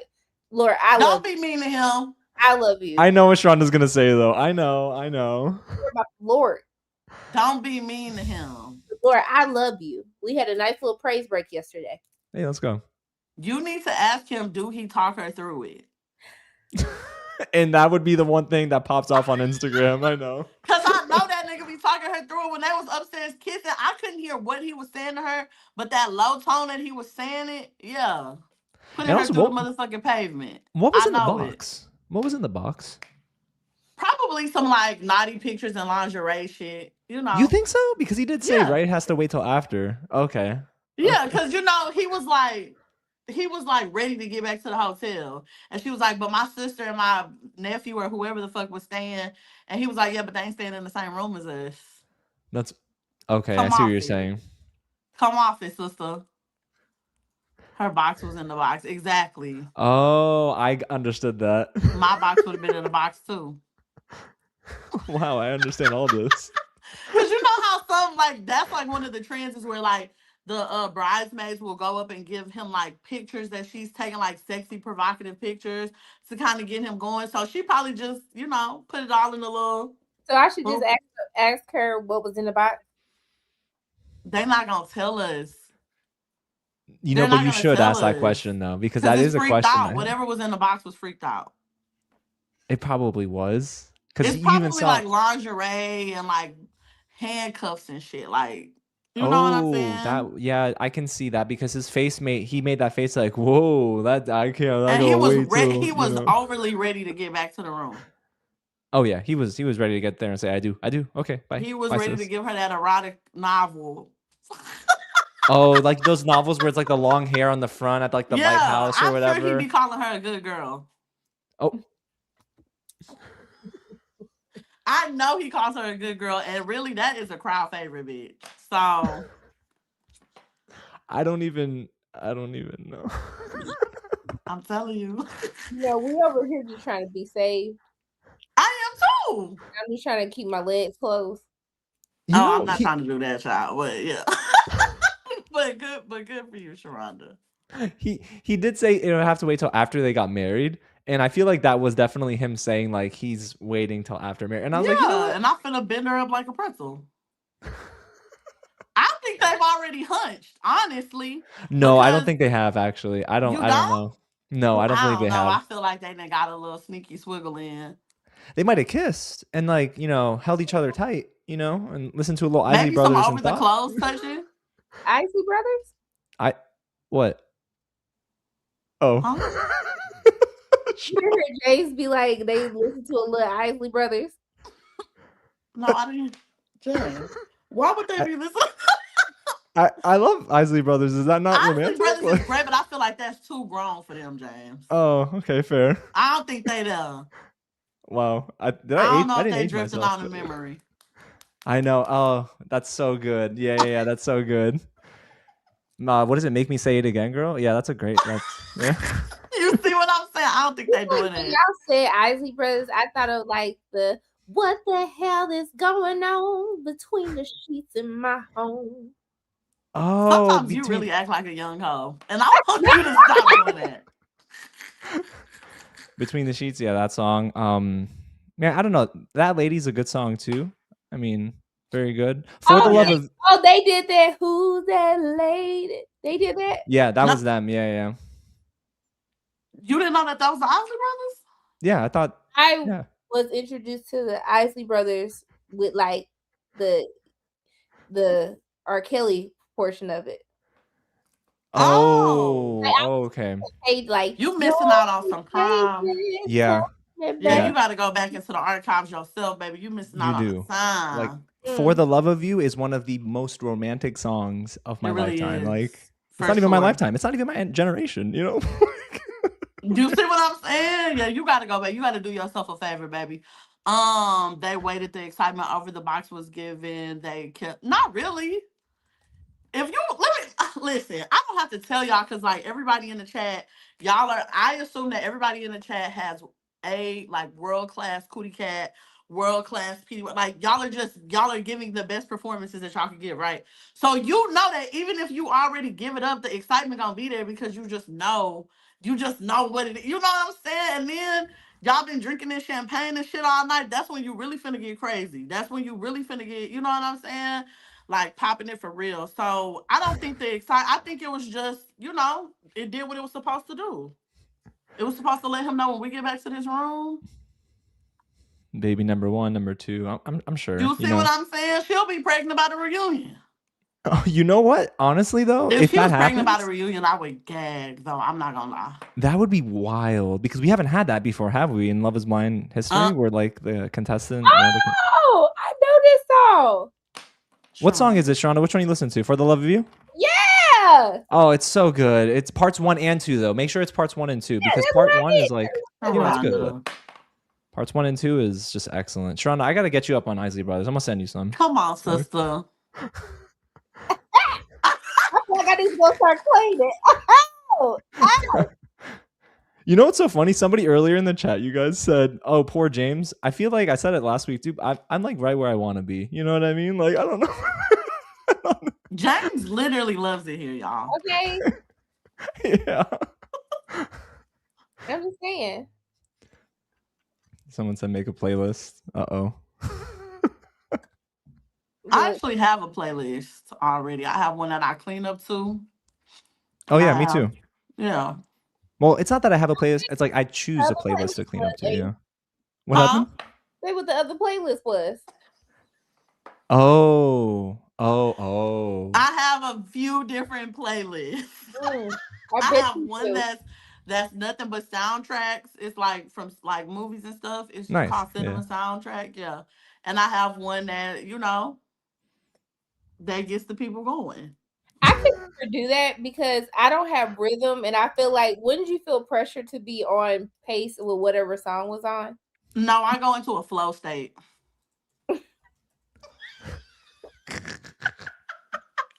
That's really what it helps me to do because I never like get out of my head all the way. So if I put the music on, then it helps me to just like zone out. So somebody asked Shonda. Leave the Deacon comments. Oh, the Deacon comments. I saw those. That's funny. You're never living that down, Ainsley. Like, I tell y'all one story. Y'all hold it up. Y'all hold it up in my head for weeks. The judgment. Somebody asked, what playlist do I clean up to? And I clean up to this playlist. Hold on, I'll show y'all. It's probably not gonna surprise anyone, but it's my gospel playlist. So it's sorry, that's true. It's my gospel playlist. Okay, James. It's my gospel playlist. So we got. Oh, what happened, Sharonda? I was trying to make it. Shit. Oh, you were trying to make it I was big. trying to make you big. I see what you're trying to do, girl. Okay, all right. But how make James the bigger one? I don't know, baby, because this. Okay, there we go. Look at you. So this is the playlist I clean up to. Got my gospel playlist. Sorry, I got it. Yeah, so I got William Murphy. I got John P. Key. Okay. I got. Oh, hold on. Oh yeah, great song. And then you got to have Brooklyn Tabernacle Choir. You have Chicago Mass Choir, Mississippi Mass Choir. Colorado Mass Choir. Listen, James, send me that playlist. I will. I'll send it to you if you have Apple Music. I will. Yes, I do. You have the other one on there, like the Never. Oh yeah, Never Would Have Made It. And then there's also she's talking about that fucking. She not. Sharonda, stop. Oh, do you guys know about Dorothy Norwood? I love her. And Shirley Caesar. I love both of them. Yep. So good. I grew up Southern Baptist. So let's go. Listen, I love that. I went to a Southern Baptist church like some years ago, and when I saw the tambourine come out, I was like, I'm right where I need to be. You're right where you need to be. Yep. Little bitty church in Galveston for sure. So my cleanup playlist is like Whitney Houston, a little Patty, a little Prince, the things that I grew up hearing in my house, cleaning up on a Saturday. What is it? Last weekend I was cleaning, and just before the live, and I was listening to Shaka Khan and Rufus. So good. Am I not black? Sharonda, yes you are. Come on. I be listening to like my Glee songs, my Glee cast. That's good. Why not? Oh, Ainsley's face though. I just saw that. Okay, girl. I support whatever you do, friend. Period. If that's what you need to get you through, then fuck it. Okay, girl. Someone said I need to be an officiant. If Sharonda hosts, I'm an officiant. Ainsley, what do we got for you? What are we doing, Ainsley? On Love Is Blind? Security. I'm security. I did say Glee. Okay, it's the Midwest in me that's doing it. It's probably the Midwest. That's funny. Okay, then that's what we'll say. Honestly, I daydreamed today that I hosted the Love Is Blind reunion because I just know if they would let me love to see that like one time, it will be the highest rated. You're gonna tear that reunion apart. If you would have hosted this one, them people would have been security would have had to. That would have turned into some Zeus Network shit. Love Is Blind will have. Listen. Oh, I would love that. I would have loved that. I do think that they need some other hosts for the Love Is Blind reunion. I mean, I get it, you know what I'm saying, but they don't be really trying to get in there for real. They don't be trying to like. They could just collect and they check at this point. They are. Literally. I don't have any reunion predictions because I just feel like last year was the worst. It was. Because it was just a weird combination of things that was happening. Yeah, the basketball thing threw me off. I was so confused. The Chris Paul, and that was more basketball than he played this season before he retired. What happened there? What happened? Yeah, that man got no playing time this year. Shit. So I don't know what I think that predictions. My only prediction is that Amber and Jordan are not together, and that Bree and Connor are still sneaky swiggling. Bree and Connor? Oh, I mean not Connor. I think they're together too. Oh, I never thought. I think they're still together. Really? He liked the abuse. I'm telling you. Maybe he's a glutton for punishment. Yeah, that's true. Yeah. Yeah, I never thought of that though. But I thought he would just say no to the ringer. I don't know. And then what was the clip where he put her out? Like, what was that? He put who out? Like, there was an edit where he told her to get out, and it seemed like they had just got in an argument. But we never saw it in the season. I don't know. If Connor is laying with Bree, he's really a fool. Well, then, baby, call him Fooly Wayne, because I guarantee you.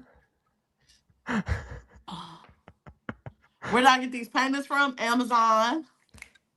There's you know what's so funny? There's this there's store. I didn't think you got it from Amazon for some reason. I know I asked you about this before, but I thought it was from. Have you heard of this place called Smart Art by any chance? SMARD Art. It's an artist. She's a black woman and she just creates a ton of art. And I was ready to buy one on Black Friday, but I'm like, wait, shoot, like it's maybe too tiny for the wall I wanted to take up, you know? So yeah, no, but you should look at them too. Amazon. They came as a set of 3. That's pretty cool. And they were like maybe $30. That's pretty easy. Come through. And they're like the canvas. You know what I mean? That's really good. They're usually more expensive, huh? Exactly. Dang. Let's see. The whole reunion is going to be Chris is the devil, and everyone else gets 5 minutes. A special "We Are in Love" video. And they'll end with that with Vic and Christine. They'll definitely end with them, I think. I don't think the whole reunion is going to be Chris is the devil though, because there's just so much. There's so much because you got to think by the time the reunion, the cast would have seen the show. So now it's like conversations that motherfuckers didn't know was happening. Like the confessions and stuff, now everybody's going to be able to see. So I think that, and then there's like a few months between, you know what I'm saying, that happens in the in-between time before the reunion. So we don't know what transpires then too. Yeah. We also didn't see the scene where Vic's sister was upset. Well, I don't think that she was really upset. I think that was the edit. Right. I agree with you, because I remember last week we talked about this and Chris Tate brought it up. He said, hey, she seemed a little upset, but it wasn't that she was upset. She was just like, wow, I can't believe I'm meeting my brother's fiance for the first time. This is different for me. That doesn't mean you're upset. It's just I'm acclimating to somebody I'm meeting for the first time. That's going to be a part of our family forever. You know? Yeah, it was definitely the way that they edited out of context to make it seem as if it was like, because really it seemed like Vic and Christine was the only one that had like no drama. The thing I was most surprised from the reunion trailer was the fact that Cameron was there, because I thought they didn't mess with them. Cameron Hamilton? Yeah, he was in the audience. I did see that. Yeah. But why don't they? I figured they always invite them all. So I figured all like the amazing, like, you know, golden couples would show up. Am I wrong on that? I thought they were there last season. They have been saying no. Oh. I haven't seen a reunion trailer yet. It's apparent they apparently uploaded it vertically for some reason, and I'm like, what are we doing? What are we doing? That I got an email and they invited me to like watch the reunion early. Me too. Did you watch it? It's not until the day it comes out. Yeah, 12:30. And what's crazy is that's at 12:30 in the afternoon Eastern Standard Time, and I'm gonna be doing like a career day, and I'm like, dang it. I mean, I'm glad I'm doing a career day, but like, man. Right. I want to see the damn thing. I have a job. Sharonda. What? What did I do? Nothing. It's just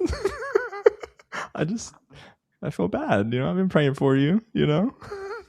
Mind you, she does.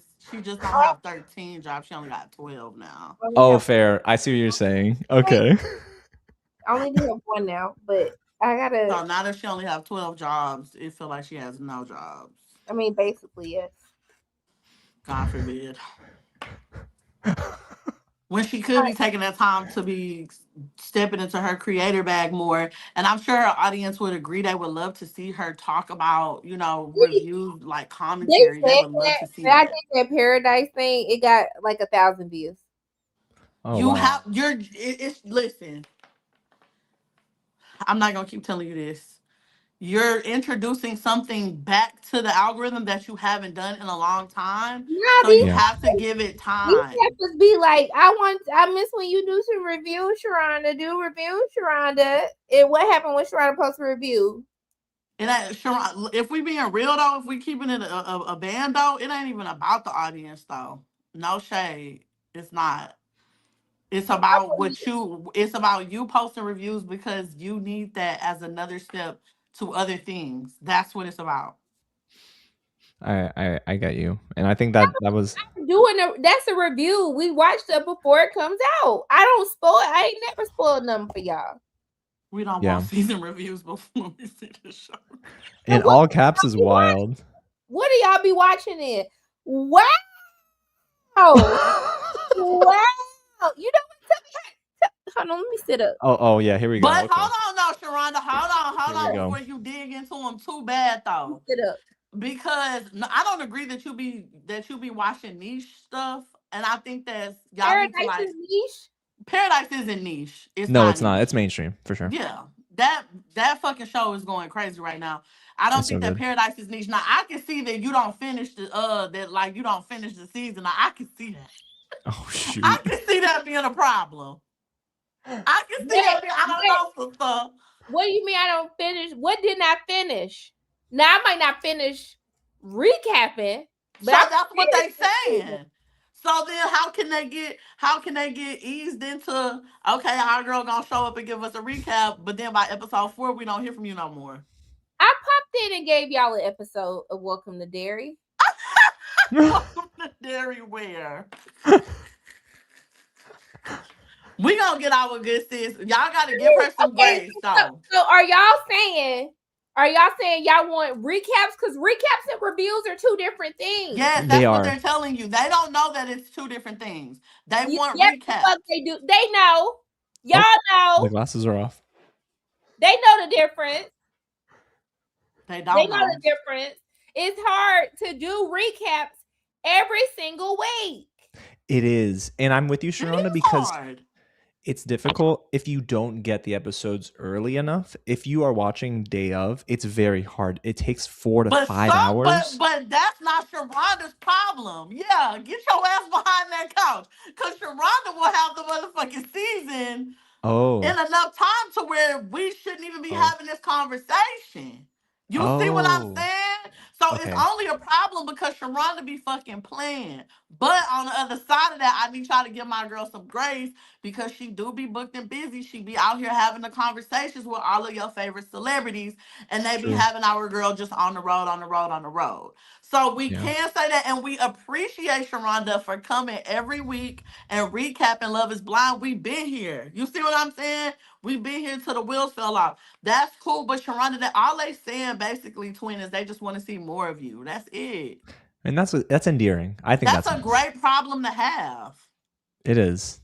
You rather that than the inverse, which is, wow, I don't want to be here. Like, you know, people voicing their displeasure. Love you, twin. Like, you not feeding the streets enough. That's what I keep trying to tell you. You don't want to listen to me. No, it's true though, Ainsley. You need to though. Did I promise that?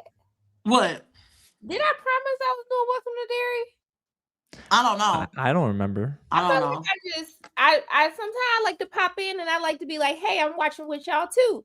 Just like I did a little heated rivalry thing to let y'all know. But I think that's the equivalent of putting a tip in though. Don't nobody want just a tip, my nigga. Like, I'm just being for real though. Like, if you're gonna give it to me, give me the whole thing. Don't come in here with that. Don't come here with that. We don't care that you're watching along. Are we talking about it or not? I don't watch 90 Day Fiance. And those cable shows are hard to cover. Because it's so many episodes. Yes. So y'all don't want reviews. You want some extra fucking work, some recaps week over week. Okay. Okay. Okay.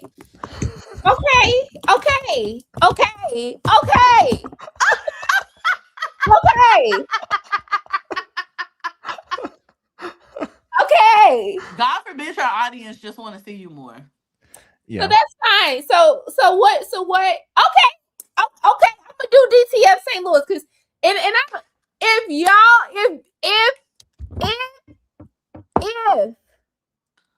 if I don't pick up the phone like I used to for you. Okay, I'm sorry. If I do same page. DTF St. Louis, I swear. By If the y'all moon don't show and the up, stars in the sky. if y'all Good point. don't show up, it's gonna be your ass. Ma'am. Sharonda, Wow. calm down. Nobody is even talking about DTF right now, so you finna start the wave. I just watched the episode last night because of you. Wasn't it good at the end when It he was was good. he was like, no. I was like, It was good at the end. I'm not gonna lie, sister, because the phone shit, the text messages, child, I'm gonna be there next week. Let me tell y'all what DTF is, okay? So DTF St. Louis is a show with David Harbour, Jason Bateman. They're basically like two bored, like married men living in the suburbs on the outskirts of St. Louis. And basically they like, I think Jason's character wakes up too early in the morning, so like he'll never be getting none from his wife. And then for some reason David Harbour's character imagines his wife dressed as an umpire. So she is an umpire, and that shit is umpire. Yeah. She can't, so he can't stay, up together. Yeah. So then they come up with this thing where I guess they're gonna look for like other people to smash to like, I guess, Linda Cardinelli. And so basically it cuts like ahead of time and they're like in this class, and then basically I'm not gonna tell you that part because I want you to like live that real time, but then you find out at the end of the episode that one of the main cast members ends up dead, and now you're trying to figure out who is the killer. Who is the killer? Wow, that is the most. I did not expect that turn. Wow, Yeah. That was really surprising. Yeah, it's literally like shit is sweet, and then somebody's dead. And then it got the girl from Wednesday, Joy. Jenna Ortega. No, wait, who? I don't know. No, the black girl. That was the Jay, siren. you was so good, the black girl. But that's no, fair. I don't watch Wednesday. So when you said the girl from Wednesday, I thought... Joy Sunday. That's her name. I didn't know her fucking name. I just know that she's a black girl. That was her name is Joy Sunday. Okay, Joy Sunday. Why y'all square up? Because why y'all getting? I don't watch Wednesday. I don't never like that show. So you can't have balanced breakfasts no more. Yeah, that's true. No more protein breakfast. Go back to Frosted Flakes. You're going right back to cereal, babe. Next week, I don't. As a matter of fact, Fruity Pebbles. Now let me tell y'all something. I'm finna do this, but if I do this, I'm starting in the middle of the mother effing season. I'll give y'all episode 1 of DTF St. Louis, but for Paradise, for The Beauty, for Love Story, The Beauty is over, girl. You might as well give them a review. It's like 2 more episodes left. I thought it was only 11 episodes. That was the finale. Episode 10 is what just came out. So you might as well leave The Beauty where it's at, baby. Talk to them when that's over. No, because I didn't like how the episode. No, it has to be how many 12 is The Beauty? 11. Oh. Told you. Wait. Did you? Okay, what happens in this episode? I haven't watched it yet. I just know that it's episode 10. I never watched the show. Did they? It's a hell of a ride. The Beauty, I wanted to be more present with The Beauty and recap it week to week, but it just kind of got away from me. Me personally, I felt like The Beauty was a binge. I binged the season, so like I watched them all together, and I was just like, "This is just crazy." And I think that's the other thing too, was like I wanted to just see that shit all the way through. I just knew because it ended on a cliffhanger because I think they was getting ready to go fight them hoes. I thought that they were just withholding the final episode. I never knew that was the final episode.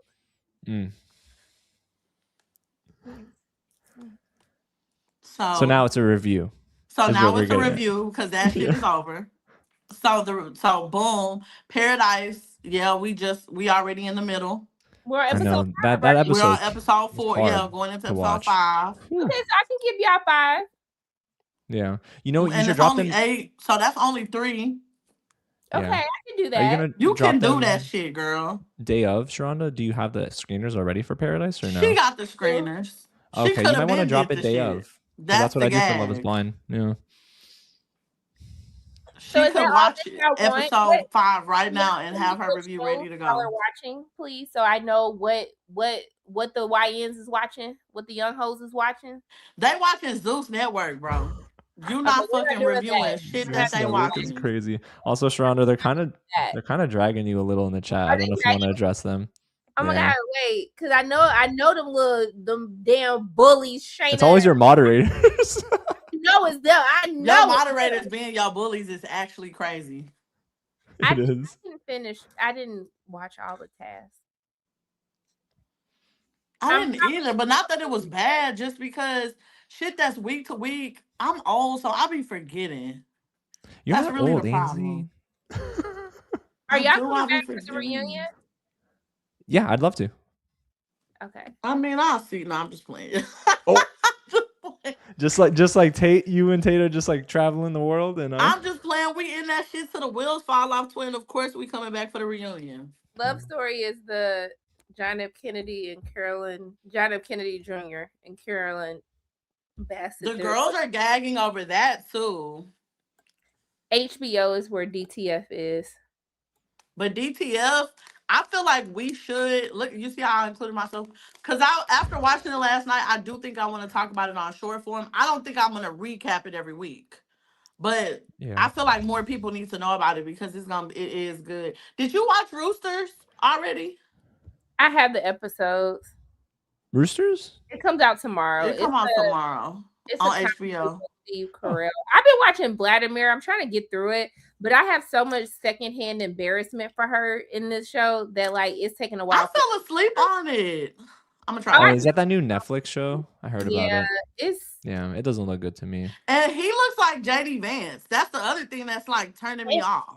Okay, and I don't know how to say that in my review without getting dragged. And I was like, a show like this, like you have to cast someone that's undeniably fine. Like he has to surpass race and generations, and you have to be like that fine. Like where no matter what, like that's a fine person. Like the Idris Elba effect. Yeah. The what? The Idris Elba effect, basically. Yeah. Or the dude from 365. Oh, I remember hearing about that show. I never watched it. I don't know. James, I feel like that shit is too dirty for your pureness. Like it would be. It probably make me a little uncomfortable. I'm not gonna lie. It's overly freaked out. Yeah. Beast season 2 is coming. I'm actually interviewing the cast next month. Oh, isn't it? It's a new cast, right? Like every season's a new cast. That's cool. I didn't even finish the first season, but period. Yeah. Congratulations, sister. I'm struggling with Age of Attraction. I have to interview them too. Look stale. It's like giving me the ick. Yeah. Because it's like, why do you like younger girls? I'm not interested in that shit whatsoever. I also think that that's a very weird narrative to be. That's just like the show, how they tried to do For Love Island, but it was like just for virgins. And that shit got dragged. Oh, yeah, it's on Hulu. I never watched that, no. Yes. And they're all virgins. And the goal is to like find somebody fall in love to pop that thing. Yeah. Uh-huh. Wow. They really have done every idea. It's on Hulu. It's their show because they have a 15-year age gap, I think. Oh, is that why? Okay. Yeah, so it's like y'all, like these people are dating, but nobody knows their real age. So it's like people that's so weird though. In their like 20s. Yeah. That's just a weird fucking concept to me. Yeah, I don't think it's something that I'm gonna be tuning into. Yes, no. I'm struggling to get through it because it's like it's just weird. Yeah. Where did we leave off on? Y'all were dragging me. I was trying to ask them what shows were they trying to watch so I can know like what I need to do. Well, as far as where we were on Love Is Blind, we were finishing talking about Vic and Christine. Well, no, we talked about the reunion too. I mean, we talked about the reunion, and that's pretty much it. Yeah, I think, and that's pretty much all there was, right? The reception moments were pretty terrible this week again. So yeah, like, okay, they really could have let them have that one reception all together. Because yeah, that's true. What was that? I don't even know. It wasn't convincing, but I mean, I'm gonna be surprised if Vic and Christine don't make it. I'm not gonna lie, I would be surprised. Oh, 100%. I feel like they're the only ones we haven't heard no tea about outside. That's of true, the show. Actually. Yeah, it's all been speculative. Like, oh, why couldn't they go to Mexico? And then that was like killed pretty quickly. So, yeah, you're right. The shit with the mom, they just edited that to make it look like more than what it was. Because the mom was very welcoming, and everything seemed very genuine.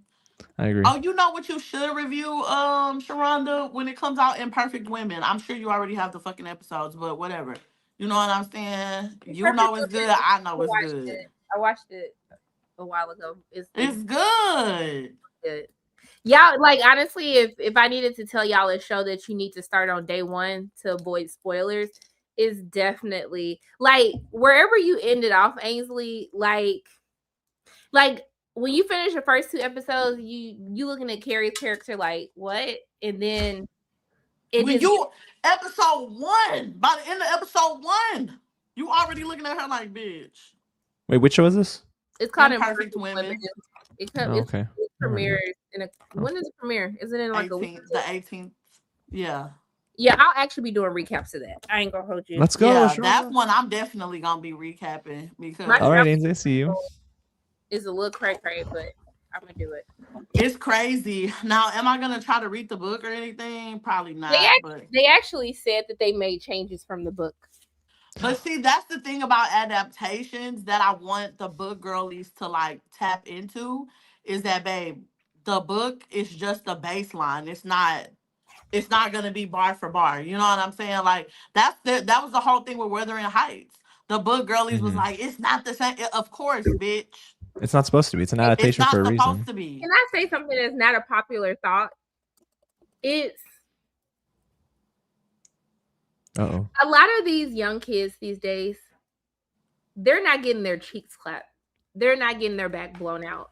Oh, yeah, they're not. A lot of these people who haven't been touched, probably have never been kissed, who are reviewing romance things like based on what fantasy that they've created in their heads about what romance should be.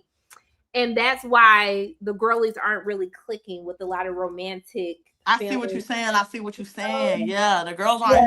The girls haven't been yearned after. They haven't. So that's like even like Bridgerton and Yeah. I see what you're saying. Okay, I can feel that. Yeah. Because when I look at the people doing it, I'm like, you're not getting hunched. Because even if you are getting hunched, you're not getting like yearned after. No. A nigga's not crawling to you. No. Like a dog. I need you to have been with a nigga to make you feel like you're crazy. Like you crazy him, okay? Like real. Like the smell of his deodorant do something to you. Ooh. Wow. I know that. Okay. That sounds like one of those romance novels like many years ago, like that they used to sell at Publix in the little rack before you check out. So okay. Because it's like that feeling, like I think that's the beautiful thing about romance novel and just novels, period, because novels live in your head, like you create the world in your head. But it's like it pulls from if you've actually ever really experienced like what it is that they're just like to some degree, like a motherfucker actually yearning to be yearned after. Please, bitch, please. So yeah. Like them videos, like I saw a video of this girl, she put like watching my husband's reaction to my sundress, and he like walked in and like, baby, I know he blew that he smashed. Is that a hanger? It is. Okay. That's the type of love, like that's what we talk, like they can't even walk past, they can't even walk by. Yeah. They can't even get past you without having to touch you. Or something. That's the type that we're talking about. Okay? Yeah, that's what Brittany wanted too.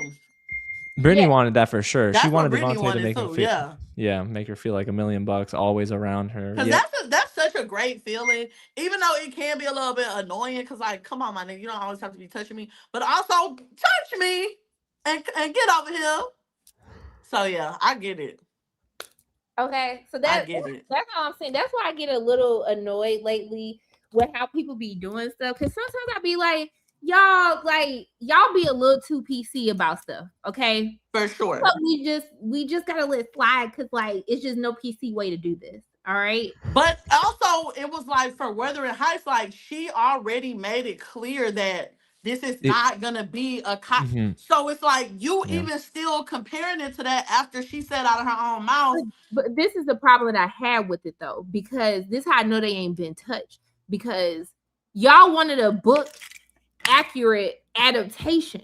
The girl is young with an old man. Like, why do y'all want to see like this age dynamic on screen? And why do y'all want to see a man of color making a white woman walk and bark like a dog? And be that's in the novel? Yes. Yes. Oh, wow. That is something. The novel. And the gag is Wuthering Heights, the movie, isn't a love story either. I heard y'all it was just tragic. Don't want to separate the two because y'all are so busy comparing it and just hating it based off of the comparison that you'll see like I don't know. My issue with it is that the girls Emerald said it's not it's me paying homage to a book that I really loved growing up, but I put my own spin and changed things that I would have liked to see play out a different way. She said that, right? And somehow we still went into the movies. We still went and set into the fucking movies. I don't know. You know what I'm saying? We don't need to be seen in everything. Okay. And Wuthering Heights is a critique of class and race, but at least Emerald said, I don't have the knowledge or the range to tackle that. So we're going to do something a little bit different. It's just like when people make these claims like, oh, another season of a White Lotus. Yeah, it's called The White Lotus. We're making fun of rich white people. I don't want us in that. We don't have to be in that. No, that's not the point. Let us be. Let us just live. Yeah. The point is to make fun of the rich white people. Literally. Like, it's in the title. That's true. It's just a lot of stuff don't be clocking for the new generation. It's just motherfuckers be trying to be overly woke, and I think that just the idea of just like putting everything on trial is, I feel like that's what people are gravitating to, and that's what people like. Motherfuckers just want to be able to come and sit and well, it wasn't like this, and then the book is like that, because they did that with Housemaid too. Like the room in the book is different from the room in the movie. Like the way it's described in the book is like, I wouldn't want to be in that room whatsoever. But in the movie, it's different. You know what I'm saying? So it's like they pick shit apart, but you really are doing yourself a disservice when you go into situations like that, and you're missing the art. Like you're missing the beauty of what it is supposed to be because you're trying to put it on trial against its original work. But that was it could never be on trial against the original. Like, but that was just like people doing all these performative takes on screen. Mm-hmm. And honestly, y'all, a lot of the times why I don't be reviewing stuff or I don't be talking about stuff is because I'll really just get canceled, because I just don't think like y'all are here for people to just be honest and real. Because every video I saw, like, I'm not going to be reviewing Scream 7. I'm not doing this. I'm not doing that. Oh, that performative thing we were talking about. Yeah. And I think that's your prerogative, right? Like, if you do not want to support the film for what they did to Melissa, I respect you. Absolutely. But what I don't need you to do is make a video like saying like because you want the likes, you want the recognition. That's like you want somebody to pat you on your head and say good job. But if you were really about Melissa Barrera, no, you would have been telling people, hey, go support Copenhagen Test. Like, go watch that. Melissa's in that. Melissa also had another movie that came out last year. Like, hey, guys, let's make this movie #1 in the box office. Let's show our support of Melissa. But did you do that? You did it because you really don't care. Yep. You wanted likes, okay? You wanted the likes. Yeah. I don't agree. care about Melissa. I agree. That you're going to do this boycott and it's going to be this whole thing when really all you did was promote the movie to #1. And that's the part that gags me is like, y'all are still promoting the movie. If you really wanted to stand against it, you would pay that movie in dust. That's why it's like this whole idea of cancel culture is never a thing. Like, y'all get mad about it and then you just talk about it until it's trending. I agree with you. It's like, what is that saying in public relations? Bad publicity is good publicity. There is no bad publicity. There is no bad publicity. Because then people are going to want to go see it just to see what it looks like without her. You know what I'm saying? Like, that's really how the how consumers are for real. So yeah, so it's like everybody trying to like take these stands or like make all these bold statements. Sometimes I just get annoyed, and this ain't no shade to Ainsley because she knows how I feel about some of the TikTok creators. This is why a lot of the TikTok creators get blowback because either y'all dick riding the studio, like, oh my God, I love this so much, or y'all attacking the critics saying, well, I just don't understand why, like, if y'all didn't get the movie, you didn't get the movie. Like, I don't have to get shit. If I don't agree that a movie is good, then a movie's not good. And I'm not here to change the hearts and minds of other people. I'm just telling you what I'm deciding to do. Yeah, but I don't feel offended by that because that's just not my stilo. You know what I'm saying? Like, I really just talk about it how I felt, if I liked it, what worked, what didn't. So, like, I never go into it, like, looking to dick ride the studios. You know what I'm saying? Like, because there are some creators that just, that's just what they, you know, I loved it. Oh, my God, this movie was the best fucking... That you might just be a really positive person, right? And I love that for you. But I think the reason when we've getting all these dumbass movies and stuff lately is because the art of actually critiquing film and television is not there no more. Yeah. Because everybody's trying to get to the next deal and do whatever they need. And it's just like, I just don't understand it. Yeah. And another thing too is I think what's happening is people have now caught on to the inauthenticity. Like, you know, people are like inauthentic and they're lacking authenticity. You can see through it now more than ever because we are so glued in. So we can go back 5 years ago when you first started. It's like, why are you so critical of them now? Oh, and then the switch up is crazy with the studio. It's because you start to see all of this happening in real time. You know, like in the past, we were reading reviews. We were, you know, waiting for Ebert and Roper, which is, you know, something that you would see only like once a week. But now it's like people's lives are on full display. So the receipts are always there. You know? So, absolutely. And so that's why I think that being a voice that is critical in this space is important. That's why, I do want to see you post more reviews, and I want to see it on short form, not just long form. You know what I'm saying? Because I don't think that that's something that should die. I think that that's, you know, I think that critical lens where it's like, I'm not shitting on the movie and just tearing it down. I'm telling you what I felt like didn't work for me. It gives people a different perspective. And that's one of the things that I feel like because if I don't like something, I'm gonna say I don't like it. Just straight up. Like, I'm not scared of a studio. I'm not scared of talent. I'm not, if it didn't work, it didn't work. You know what I'm saying? And that's just the bottom line. That's no shade to you. Not everything on stick. It is what it is. But and also to answer the question too, Sharana, that you pulled up, like, I feel the average consumer has changed. The average consumer is not the consumer that's waiting, like we were just talking about, for a syndicated TV show to talk about movies and TV. The average consumer is going to be someone who's locked in on social media every single day of the week. Yeah. And there's also content creators versus critics. I think a critic can be a content creator, but sometimes I also wonder, like, the inverse. Do people find the inverse to be the part where they start to distrust critics? Like, because if a content creator comes out and they're like, I'm sponsored by this studio and here's my thoughts on their film, versus a critic saying, I'm not sponsored by anybody. Sure, I got invited to the press screening. Here are my thoughts. Like, I feel like that's the game we're playing right now. Like, all those people who did their screen reviews and they had Melissa or Pay or anything like that in their headlines, I couldn't take you seriously as a critic. I get it, Sharana. Yeah. At the end of the day, I can review something and keep my personal beliefs separate from that. Absolutely.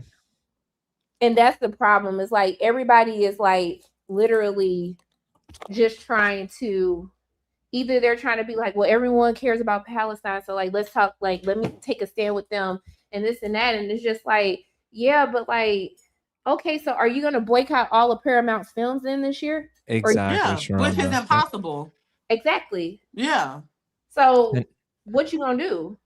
It's true. I don't know. That's why I think, to answer your question, James, I do think the inverse. I think that I am an example of the inverse because I am a creator, but I do feel like I can give a critical lens through like when looking at something, but I can do that because I'm not coming forward onto a platform to like impress anybody. You know what I'm saying? Like, what I'm giving is my thoughts. If the studio like it or if they don't, it doesn't make me lose sleep either way. Right. You know what I'm saying? So I think that is that's the difference. Like Sharonda said, a lot of creatives, they're looking for, they see like, okay, the engagement from it, who is this going to get in front of? So they're always like guarded, or they're the people who like everything they watch they hate it, because they know that that's also an audience as well. Like people just love dogpiling on shit. So when it's money on the table, or exposure on the table, I think that people tend to be more performative, I'm and with you on don't that. really do Yeah. what it is that we say we're here to do. Yeah, So I'm with you on that. And that's why I think that your voice too is really important, Ainsley, because I've noticed that in your content. Like since oh, I've become thank familiar you. with your content, I'm like, Yeah. oh, she's able to have her opinion. And just because she partners with somebody, it doesn't take away from the Oh, authentic nature yeah. of your reviews and your content. And, I think that's important, because that's something that, it kind of sucks, because, you do see people that say like sponsored by insert movie studio here. And all of the reviews for that movie studio are overwhelmingly positive. And I'm like, wait, Oh my God, this is just the best. And it's like, girl, no the fuck it wasn't. Exactly. No, it wasn't. Y'all swear Exactly. everything is movie of the motherfucking year. Like, right. The best I've ever seen. No, it can't be. it can't be. It can't be. I know. But I'm with you, Ainsley. I agree with you that you're a good example of the inverse. Thank you. But that's not something that everybody is willing to do, because some people they don't want to fuck up the bag. Me personally, I'll do it for the love of the game. So whatever the bag is, the bag gonna find me regardless. You know what I'm saying? So They can pay me a bag though. they would pay you a bag if you would post the content. But I'm only gonna do it for stuff I actually like. Like if they want to pay me a bag for Project Hail Mary, baby, we can do it. Gladly. But the problem is you don't post the content. I'm gonna say that one more time, because I don't think you heard me the first time. That's how they don't know that they can pay you a bag, because you don't show them that that's something that there's a bag that could be. That's the problem. That's the problem, sister. So when you start making your reviews and you start posting them on YouTube, and you start clipping them and posting them on short form, so niggas can see, oh shit, that is something she do. Oh, that is a bag that she could be in. Then motherfuckers will be like, hey, this our budget. We got a few $1,000s that we could give you for a 60-second fucking vertical. Because it really be that. Because I truly have the personality for TikTok. But it's like, you really do. It's like y'all telling me to get on a platform that don't pay you. Woo! But the platform will pay you when you get to where you need to be. That's true. It's the same thing when you got on YouTube. You put in the work. You built this platform brick by brick, my girl. Can y'all go follow me on TikTok so I don't have to start at OnlyFans, please? Sharonda, please don't do that. Please don't do that. I have to start at OnlyFans, but baby. No, Sharonda, you don't need to do that. I just paid my Amex bill, and I was like, "Ooh, I'm gonna just pay it off in full and be done with them." And then I saw what the balance said, and I said, "Oh, girl, you ain't got no money to pay this balance in full." Oh. What do you think you're doing? You're gonna get the minimum payment, sister. The minimum payment. That was still too much. 25? Yeah. I wish. You're doing the best you can with what you got, sister. And I ain't got nothing. So y'all make sure y'all go follow her on TikTok so she can get to her 10K. Because I got my toes did. So like if y'all need some toe.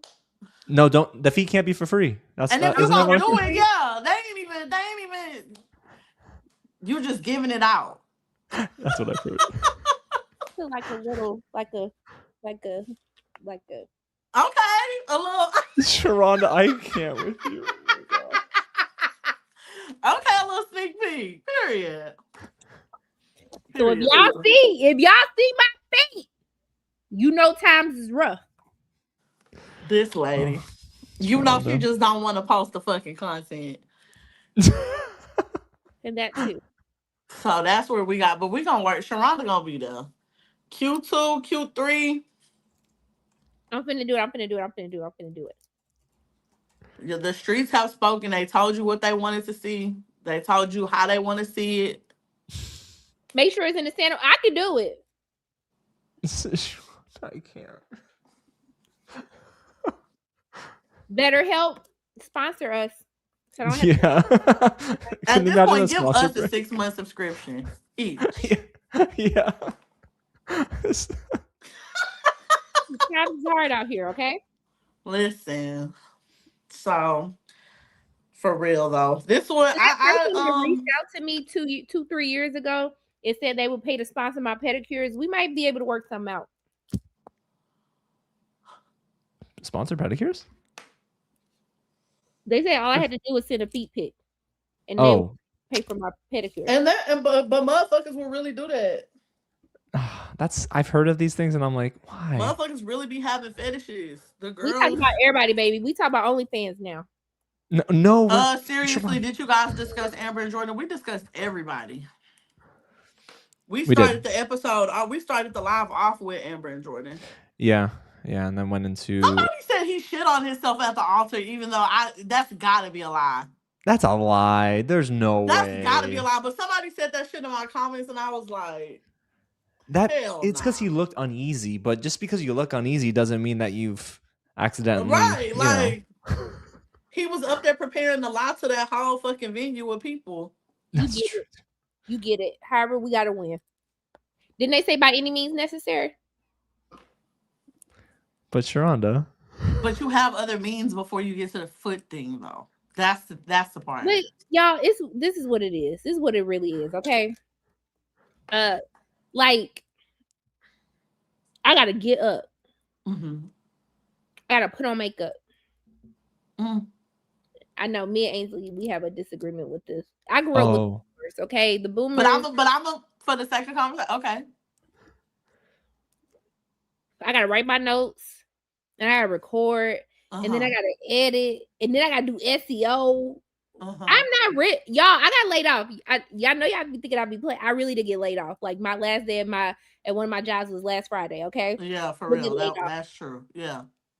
I'm just saying, but. And even if you didn't get laid off, that don't mean you're rich. That just means you're working. That's true. I think, that people see that you always on a flight and just like really misconstrue those flights, Right. And people pay attention to feet because I didn't put I haven't had shoelaces in my chucks for like a strong 6 months now. And literally in my interview with Charlie Cox, he was like, "Hey, can I ask you a question?" I said, "Sure, Charlie. What's up? What's up, kid?" He said, "Do you not have shoelaces in your shoes because you can't tie them because of your nails?" And I said, Charlie. Now, I actually thought about doing a segment like called Things I Can Do With My Nails. And I'm telling you need to do that. You should actually. I think I'm going to do that. You probably should. Really think you can't do shit with your nails. And that's crazy to me. Like, I can't stand when people make those comments. Like, Sharonda, somebody made those comments on your last live. They really think that she cannot be a functioning adult. They really think they don't think I can wipe my ass. They don't think I can clean my nails. Like, even Tyreek, I had to talk to Tyreek for reminders of him. And I was like joking with him. I was like, because he's making fun of me because I had a sweatsuit on. I was like, they didn't tell me that this was a nice event. Okay. Oh, shoot. No. Okay. And then he was like, and I was like, but I stay ready. Like, just in case. And he's like, but you ain't got no shoelaces in your shoes. And I said, wow. Oh, wow. I said, but these the new chucks. So it got the strap that keeps your tongue up. And I was like, you know better, you do better. But I think I'm going to start that. You should start that. That would be a good social series, the mathematics behind them shoes just didn't make sense. When you showed me the picture, I was like, well, how the fuck does that work?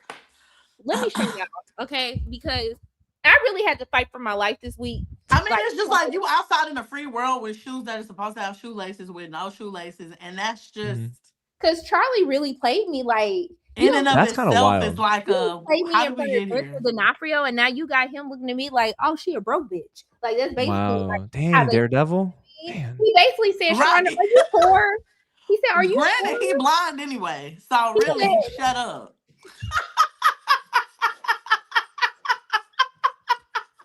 Granted, you're blind. Hush. I just want to prove to y'all these are my chucks, okay? And there's a Velcro. Do y'all see that? Oh yeah. Yeah. Okay. I like it. That's a cool style. Okay, Why not? period. You see, I'm not poor. I'm hip. I And I'm don't think that you're poor. I just think that you're Charlie chaotic. he called me poor though. He basically said, "Hey, He poor girl." did. He He didn't really call wanted you to say, poor. guys, how is she interviewing us? This girl can't even afford shoelaces. Like, why is she in here talking to If Derek? they knew how much your nails cost. Because Yeah. there's so much conversation about the nails. It But the is. girls that get the nails done know the length alone. Somebody said Ainsley's going to give me a heart attack. I mean, I hope not, but I know what they're getting at. I'm going to give you a heart attack? Yeah, that's what they said in the James chat. is fine. James is love. James understands that, this love here is chaotic. That's all. That's it. I think I'm going to do a Thursday segment like, hey guys, welcome to my Thursday segment of things I can do with my nails, part 1. Right. And I'm gonna be like, recently I was asked in an interview, do I not wear shoelaces because I can't tie my shoes? Do they have the clip? What clip? Like of him saying it? I think he waited to the end, but I could tell. You know how you could tell something's been on somebody's mind the whole time. Mm-hmm. It was on his mind the whole time in the interview that he really had to take extra time to ask me, do I not have shoestrings because I can't tie my shoes with my nails? That's a crazy question to ask, though. I'm sorry. That is insane. I mean, I've had people in an interview be like, hey, how do you text? And I'd be like, I text with my thumb. Fingers. With the pads of your finger. Yeah. Or like I'll be in a hallway typing, and like one time, it was the Rebel Moon cast. They were coming out of the room. Oh, that trash. And they were like, oh my God, y'all, she's typing. Come look, y'all, she's typing. They caused such a commotion that the people had to come out and be like, hey guys, you need to be quiet. Because what do you mean she's typing? Because I was typing. That's giving low key. If you hear Sharonda typing, she types fast. I type.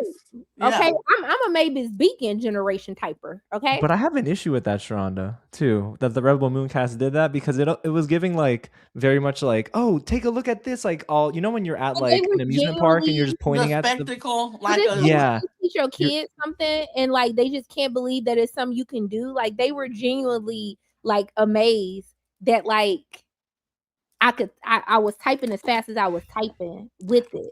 And I feel like you just have to educate people because I think people really think they think my ass crusty because they really think that I think they think you stink in real life. Yeah, sure. And it's people that have no nails and you have shit stains all in your underwear. Oh, bro. And so I really do think that we need to bring some awareness that like I wipe my ass every day and I make sure that I don't get off my toilet until it's a clean wipe. A lot of y'all, let me say that one more time because a lot of that it went over the head and I need to bring it back to your head because you shouldn't be off the toilet until your toilet tissue is clear. But you also should be using wet wipes too. Like I do like a bad for the environment though. I've heard they're bad for the environment. I have them with me I have them with me. And that's why I say sometimes you might just need to go wash your ass again. Yeah, if it comes down to that. But if you do a nice little wet wipe and then dry set, that should be cool. There's so many ways to accomplish that. Just like they said, the bidet. Or the bidet, if that's not everybody want that. Yo, I used the bidet in Italy and it's great though. Change your life, okay? It's a life changer. It's not that I'm not open to it because never mind. It's not that I'm not open to it. It's not that I wouldn't give it a try. I'm just saying, it's a lot of people walking around with shit stains in their underwear telling me that I can't wipe my ass. And I really need to like just. And it's just going to be simple tasks like opening your car door, opening soda, like just. It's just, it's very much giving that in scripture where it's like, don't try to pick a speck out of someone else's eye when you have a log in your own. Like, don't do that. They have a lot of shit in their underwear right now telling me that I don't know how to wipe my ass. That bothered me though, Sharonda, when you told that story about that cast coming over to you, like you are not on exhibit. Like it bothers me. It's very much giving like dog whistle. You know what I mean? But also too, like if that's not their culture, they're not gonna know. Yeah. That's totally valid. Y'all got Mark Jacobs' ass walking around clacking them fucking thick ass nails. But it's when Mark Jacobs does it, but when my black ass do it, it's ghetto. You see what I'm saying? That speaks to a bigger issue, right? Mm-hmm. I hate his nails. I hate whoever do his nails. You know what it reminds me of? The debate I've been seeing about K-pop artists like starting to adopt black culture. Starting. That's what they've always done. They've always done. Sorry. Yeah. That's right. That's right. So I'm like, oh, y'all just put a name to it now, but it's just exactly. Yeah. Exactly. So yeah. On Thursday, we're gonna be like, hey guys, welcome to my new segment, things that I can do that you thought I couldn't do with my nails. And that's such a low lift thing because you don't even have to leave your house to do that. It is. Just call. Are you gonna give it a funny name, like Nailed It or something like that? I don't know. Oh, I like that. I like that name. Thanks. That's cute. If you want, I just thought of it. That, and then you also need to keep doing your secret side missions too. I do. I'm gonna do better. I don't know when that day's gonna come, but I'm gonna do better. One day at a time. That's all we can do. We're just gonna start with giving the people recaps. That's where we're gonna start. We're gonna do DTF St. Louis. When does the next episode come out? Sunday. Hold on. Better so you do better. Haynes, you feeling yourself? Do the feed content. Don't let them stop you, sister. That's somebody that wants to subscribe to see your feed. That's what that comment is. We're gonna do it. Because it's not that we're trying to stop you. We just saying, like, you really got other talents, girl. You really got a gift for the shit that you do. They just want to see you do more of it. And you be bullshitting. The bidet people to sponsor the chat. Oh, a bidet company? Oh. Yeah. That is there a company for that? Like the leader in bidets. Like there's a leader in like soda or leader in like computers. Fuck. But the leader in bidets. Warm, and they have massage functions too. Bidets? Yeah, I knew that'd get Ainsley. Yes. They got massage. That massage one? Oh! Yeah. I did not know that. Now, I ain't gonna lie. It's gonna take y'all. It's gonna take y'all a while, okay?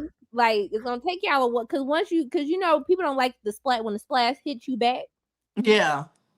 It's a little jarring. But once you get over that, yeah. It's a new dawn, it's a new day, huh? Okay, Michael Bublé. We feeling good. Okay, we feeling good. Bublé's bidets. That's pretty good. I like that.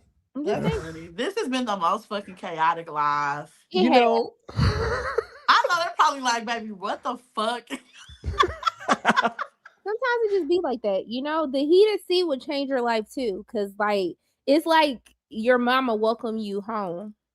Okay. When you sit but your butt. Mm-hmm. You're not getting your ass beat, it's getting massaged. Okay. Like some little warmth. All right. Yeah. So yeah. Just a thought. I mean, since we totally went totally away from Love is Blind. We really talked about everything though. We did. So we'll be back next week for the last live to discuss the reunion. Which day, Sharonda? Let's do Saturday still, because I'm gonna be out of town next week. Of course you are. Bitch, you be out of town too. Oh. Thank you. Out of town too. You know better, so you do better. So am I gonna be able to fucking do this live? I'm gonna do it. It's at 11 still. I know, but I really think that I have a screener already reserved for it. I'm gonna be at South by Southwest, so. Oh, cool. I'm gonna make it work. I'll make it work. I'll just probably have a hard out. That's all. Okay. Yeah. Remember what we were doing with Tate last week, where it's like, you have a phone? Right. That's why I'm like, the only thing is, I think that I think Chris is gonna be at South by, so that's gonna be his excuse. Oh, that's right. Well, he can't use that as an excuse because I'm gonna be there too. I'm gonna be here with y'all. Are we going to Austin with Alex? Oh, you know, Alex should. If he was smart, he would have got some type of sponsorship at South by. Oh my god! Nobody want his scamming ass at South by. That might be true though too. Nobody the backlash. him there. Yeah. To just be lying in people's face. That's true. Some people like it. Oh. Other liars. other liars enjoy it, I'm sure. Yeah. He's not even good at it. You couldn't even keep your story up. No, not at all. I mean, I do believe he day trades. Maybe. I know he might watch YouTube videos on it, but yeah, and think that that's what, like, I don't know. I know. I don't know about the soccer contract. I don't believe any of it, if I'm being honest. If we're being for real. Keeping it 100. I know, Ainsley. Did either of y'all see The Bride? Is it as bad as people say it was? It's not terrible. It's bad though. It's not terrible. It's bad. Yeah, it's definitely. I know I just dropped the review on the channel yesterday, but that was a shameless plug. But what happened was the movie in the first 10 minutes, you will know if you will like this movie or if you will hate your experience with it, because there's something that happens in the first 10 minutes. I looked around and I'm like, is everyone just not looking at the movie for what it is? Everyone's like, cinematography, oh, the shadows look so cool. And no, did y'all not, the story beat that they just threw up on the screen and they just showed us, it does not work for me. And then it gets worse from that point on. So it is a bad movie. It's like 2 out of 5, I'd say. It's bad. Yeah. It's bad. See, not sponsored by Warner Brothers, clearly. The gag. 2 out of 5. Yeah. And I had another comment too that I put up. And I spoke to my buddy Nick about this. It's like what happens is the movie is very like, it's like, I love the women empowerment subject it brings up, but it's very one-sided, if that makes sense. So we see like a lack of diversity of women. So how authentic really is it? Like it's one experience, but like, you know, I don't know. She's in a ballroom. I see what you're saying. Okay. Yep. And because that's the thing that drew me in. Like, of all of the trailers and the like little featurettes that I saw, the one where he was like the bride of Frankenstein and she was like, it's just a bride. And I was like, okay, I see what they're trying to set up here. So that was the thing that like pulled me in as far as the intrigue. And just also I like the way that they look. But now I'm excited to see it. Because the thing is, right, if you're in a ballroom, like I'm okay with suspending belief, but if you're in a ballroom and you shoot somebody and the cops don't shoot you, how does that make sense? Like, well, if we keep it in a band though, that's not everybody's experience though. Are they white? Yeah. The person that did the shooting was white. And I was like, babe, I was trying to get him to that point. In the year of our Lord. Our Lord and Savior, 2025. You know. 2026, but yeah. Oh yeah, 26. You're right, man. Look. Together. You're right. So someone said, damn. I'm excited now. So I don't have to 6. Huh? Can they go follow me on TikTok? So I don't have to. Yeah, they gotta go follow you on TikTok. If y'all want Sharonda to really do these reviews, y'all got to get her to 10K. That's right. Are we going to put in the chat, Sharonda?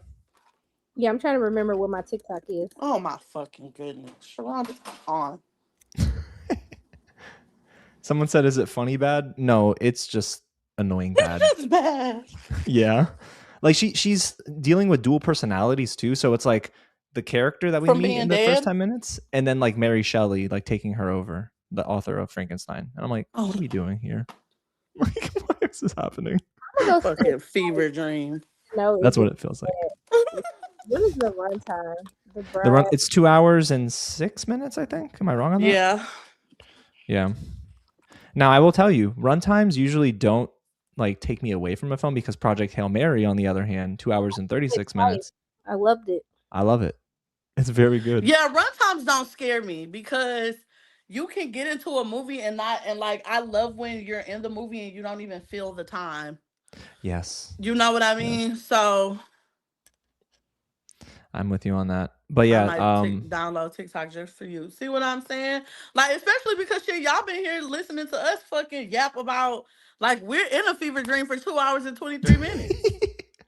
We got you with Love Is Blind, but that's not what you stayed here for. So sorry. You stayed here for the bullshit. Like yes, it is, Shauna. Hail Mary twice already. It's good. It's very good. Shauna, did you read the book? Better than us because you got to see it twice? And didn't you get to talk to me? What's his name? for Ainsley. She just didn't see it. Oh, I thought it was for me. I was like, oh. Your nails are T, girl, but I don't give a damn. And then you got to talk to Jake Gyllenhaal, didn't you? Ryan Gosling? Not you confusing white people. I do that. No shade. I'll never confuse you though, James. Thank you. Sometimes I do that though. But I don't do it to just white people. I do it to anybody. I confuse Common with what's his name? Most No way. So it's not just like a white people thing. I don't know. I think that it's a disease. I don't know. The same guy who wrote The Martian did write Yes. Hail Mary. Yes. But this is like lighthearted, funny, but heartfelt. It is. In the book, did you end up liking it, Shauna? James, you've already seen Project Hail Mary? I did. I saw it on Wednesday. Y'all think y'all better than me? No, wait. Oh no, not at all. No, I'm just playing. I know. Listen, it's March. It's Women's History Month. No, we're not. I'm not better than you. That's fine. One day, niggas will want me to come see their movies early. I'm very excited for Ready. I've already seen Ready or Not too. Oh, you seen it already? I'm gonna see it at South by Southwest. I'm excited for it. No, that's not the one I'm going to see at South by. I gotta look at my fucking schedule. It's at South by. I know, but I don't think that's the one that I'm going to see there. I got invited to I Love Boosters by Neon, so that was cool. I can't wait for that film. I'm excited. Yeah. I'm watching that on Wednesday. Right. It's so cool, you guys. They haven't done any down here. You're so cool, Sharonda. I'm gonna go see it with the rest of the peasants at South by Southwest. You're still seeing it. It don't come out until May. Yeah, so it's not coming out until May. Early. But yeah, that's where I'm going to see it. And I'm going to see Margot's Got Money. Apple invited me to come see Margot's Got Money problems. Yeah. Well, these movies are free. Thank you very much. And why you ain't spell my name right, Shayna? I know. Oh, that is what? Ooh. Sharon. Oh. The name is right here. It's literally in the chat. It's in the chat, babe. You know what movie I'm excited for? Oh my gosh, I literally sent it to my friend. It's having its debut soon at a festival. I'm gonna find it and tell you guys because I remember I sent it to him not too long ago. It's called If I Go, Will They Miss Me? I can't wait for that movie. Oh, I think I saw. Yeah, with Danielle Brooks, if I'm not mistaken. I'm so excited for that. I feel like that was gonna take me through there. That was good. I understood the reference. But I am excited to see it. Like, I just feel like it's gonna be an emotional roller coaster. It will be. No doubt at all. And it's one of those films, like, it reminds me of like I cried in Moonlight, so it's like I'm probably gonna cry in this film too. Like, it's giving that kind of vibe. Like, I'm gonna be snotty nose, tore up. Yeah. Don't talk to me for 10 minutes. I feel like I'm gonna feel how I felt when I watched Queen and Slim. Oh, the ending of Queen and Slim wrecked me in such a way that I sat in the car for 15 minutes and just sobbed. Dang. So where my cousin was like, let's go have a drink. Wow. At like 10 o'clock. I was tore the fuck up, please. So that's what it gives. But I'm excited. I haven't seen you in Tuscany. Huh? You mean Tuscany? Oh, that rom-com. You seen it already? With reggae and But aren't you gonna see it early? That's the whole thing. We're still working through that. Wow. The tea. I thought that was already done. Girl. Any fucking way. Fucking way. I hope that y'all, thank you for coming to our bidet talk, our Love is Blind talk, our Love is bidet talk, our nail talk, our foot talk, our OnlyFans talk, like our South by Southwest talk. It was a lot of talks today. It's like a gumbo conversation today. Music as well. We talked about music today too. Talked about music as well. Yeah. Are For the Love of You. I wanted such a good song. Yeah. And we're here because we love you, Sharonda. That's why. Exactly. And we'll be back here next Saturday. We'll be back on Saturday. We'll see if Ainsley's back on Saturday. I'm gonna be here. I might just not be like. I'll probably like go to like the creator lounge or something to jump on. Because so Keith cool. Lee's having a fireside chat, and I'm not missing that. Yo, that's so cool. When is that? He's doing it Friday or Saturday. It might be Saturday. It might be Friday. I don't know. I just know I'm not gonna miss it. Either way, I'll be here. I'll be here, babes. Don't you worry. Don't you fret. Is Ainsley a British name? No. I don't think so. It's a Scottish name, I believe. It came out of a baby book, babe. Don't give me the lion. Don't give me the fucking lion. Look at Ainsley, you're getting a lot of love. Let's go. She's not even paying attention because she don't care about us. I do care. I'm trying to answer the question. Hush. We had a new thing up. They were saying thank you for introducing us to your raggedy ass. You so funny. Oh, well, I love y'all and thank y'all for welcoming me in. Oh, you know what? I'm actually gonna take this time to be a little bit more chaotic, Sharonda. You know exactly where I'm going with this. And to the bitch who went in my comment section and told me that she was mad that I had this that my hair was wrapped up because my hair is pretty. Girl, fuck you. Specifically you, not nobody else, just you, bitch. You shouldn't be so comfortable in the comments to tell a bitch what's going on with her hair. You don't know if I was bald under here.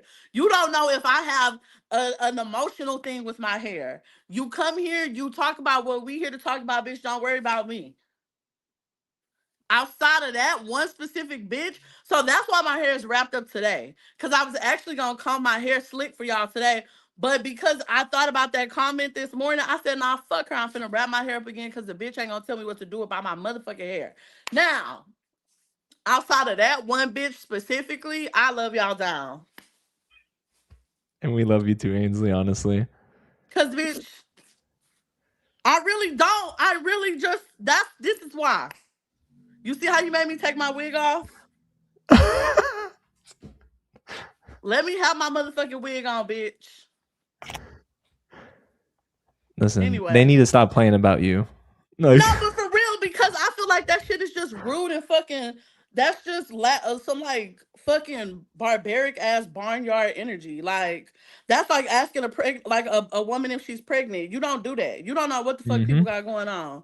Get your dumb ass in here, because if I see you and your wig is stiff like it's in rigor mortis, bitch, you wouldn't want me to say nothing about your motherfucking shit. So shut up, ho. Let me have my motherfucking hair tied up the way I want to have it tied up, bitch. Okay, that's it. I just feel like, because I commented back and the bitch haven't said nothing yet. So just in case. She probably won't. Huh? You got off your chest? I think so. Okay. For now.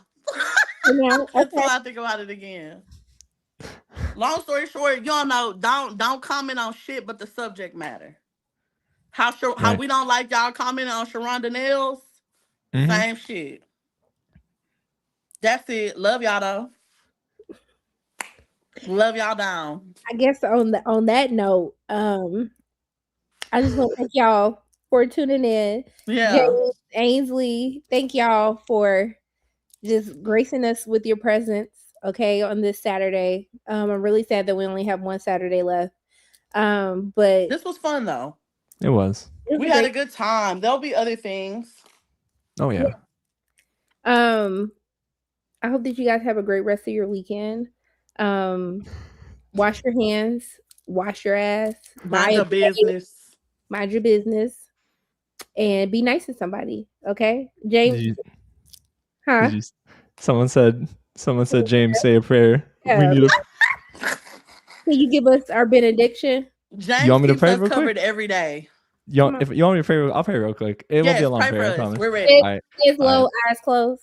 All right, let's pray. Dear Heavenly Father, first and foremost, Lord, we thank you for this day, for blessing us, Lord, with the air in our lungs and the opportunity to come and do life together. Father God, I pray over Sharonda that you'd open the right doors for her in her next job, Father God, and I pray for financial provision. And I pray for Ainsley, Lord, that you would bless her, protect her, and keep her guarded against the evil one. Lord, we thank you so much, Jesus, for this day, for my friends, and for the opportunity to come and bring your name forward. So it's in your beautiful name, Jesus, we pray. Amen. Amen. Amen. I got y'all. I've been praying for y'all anyway, but yeah, it's nice to be on the live. We appreciate you. Appreciate y'all. Yeah, we'll be back next week to talk reunion, and hopefully everyone has like the most fantastic week ever. Okay. Love y'all. You, bye. Love you guys. 3000. Bye.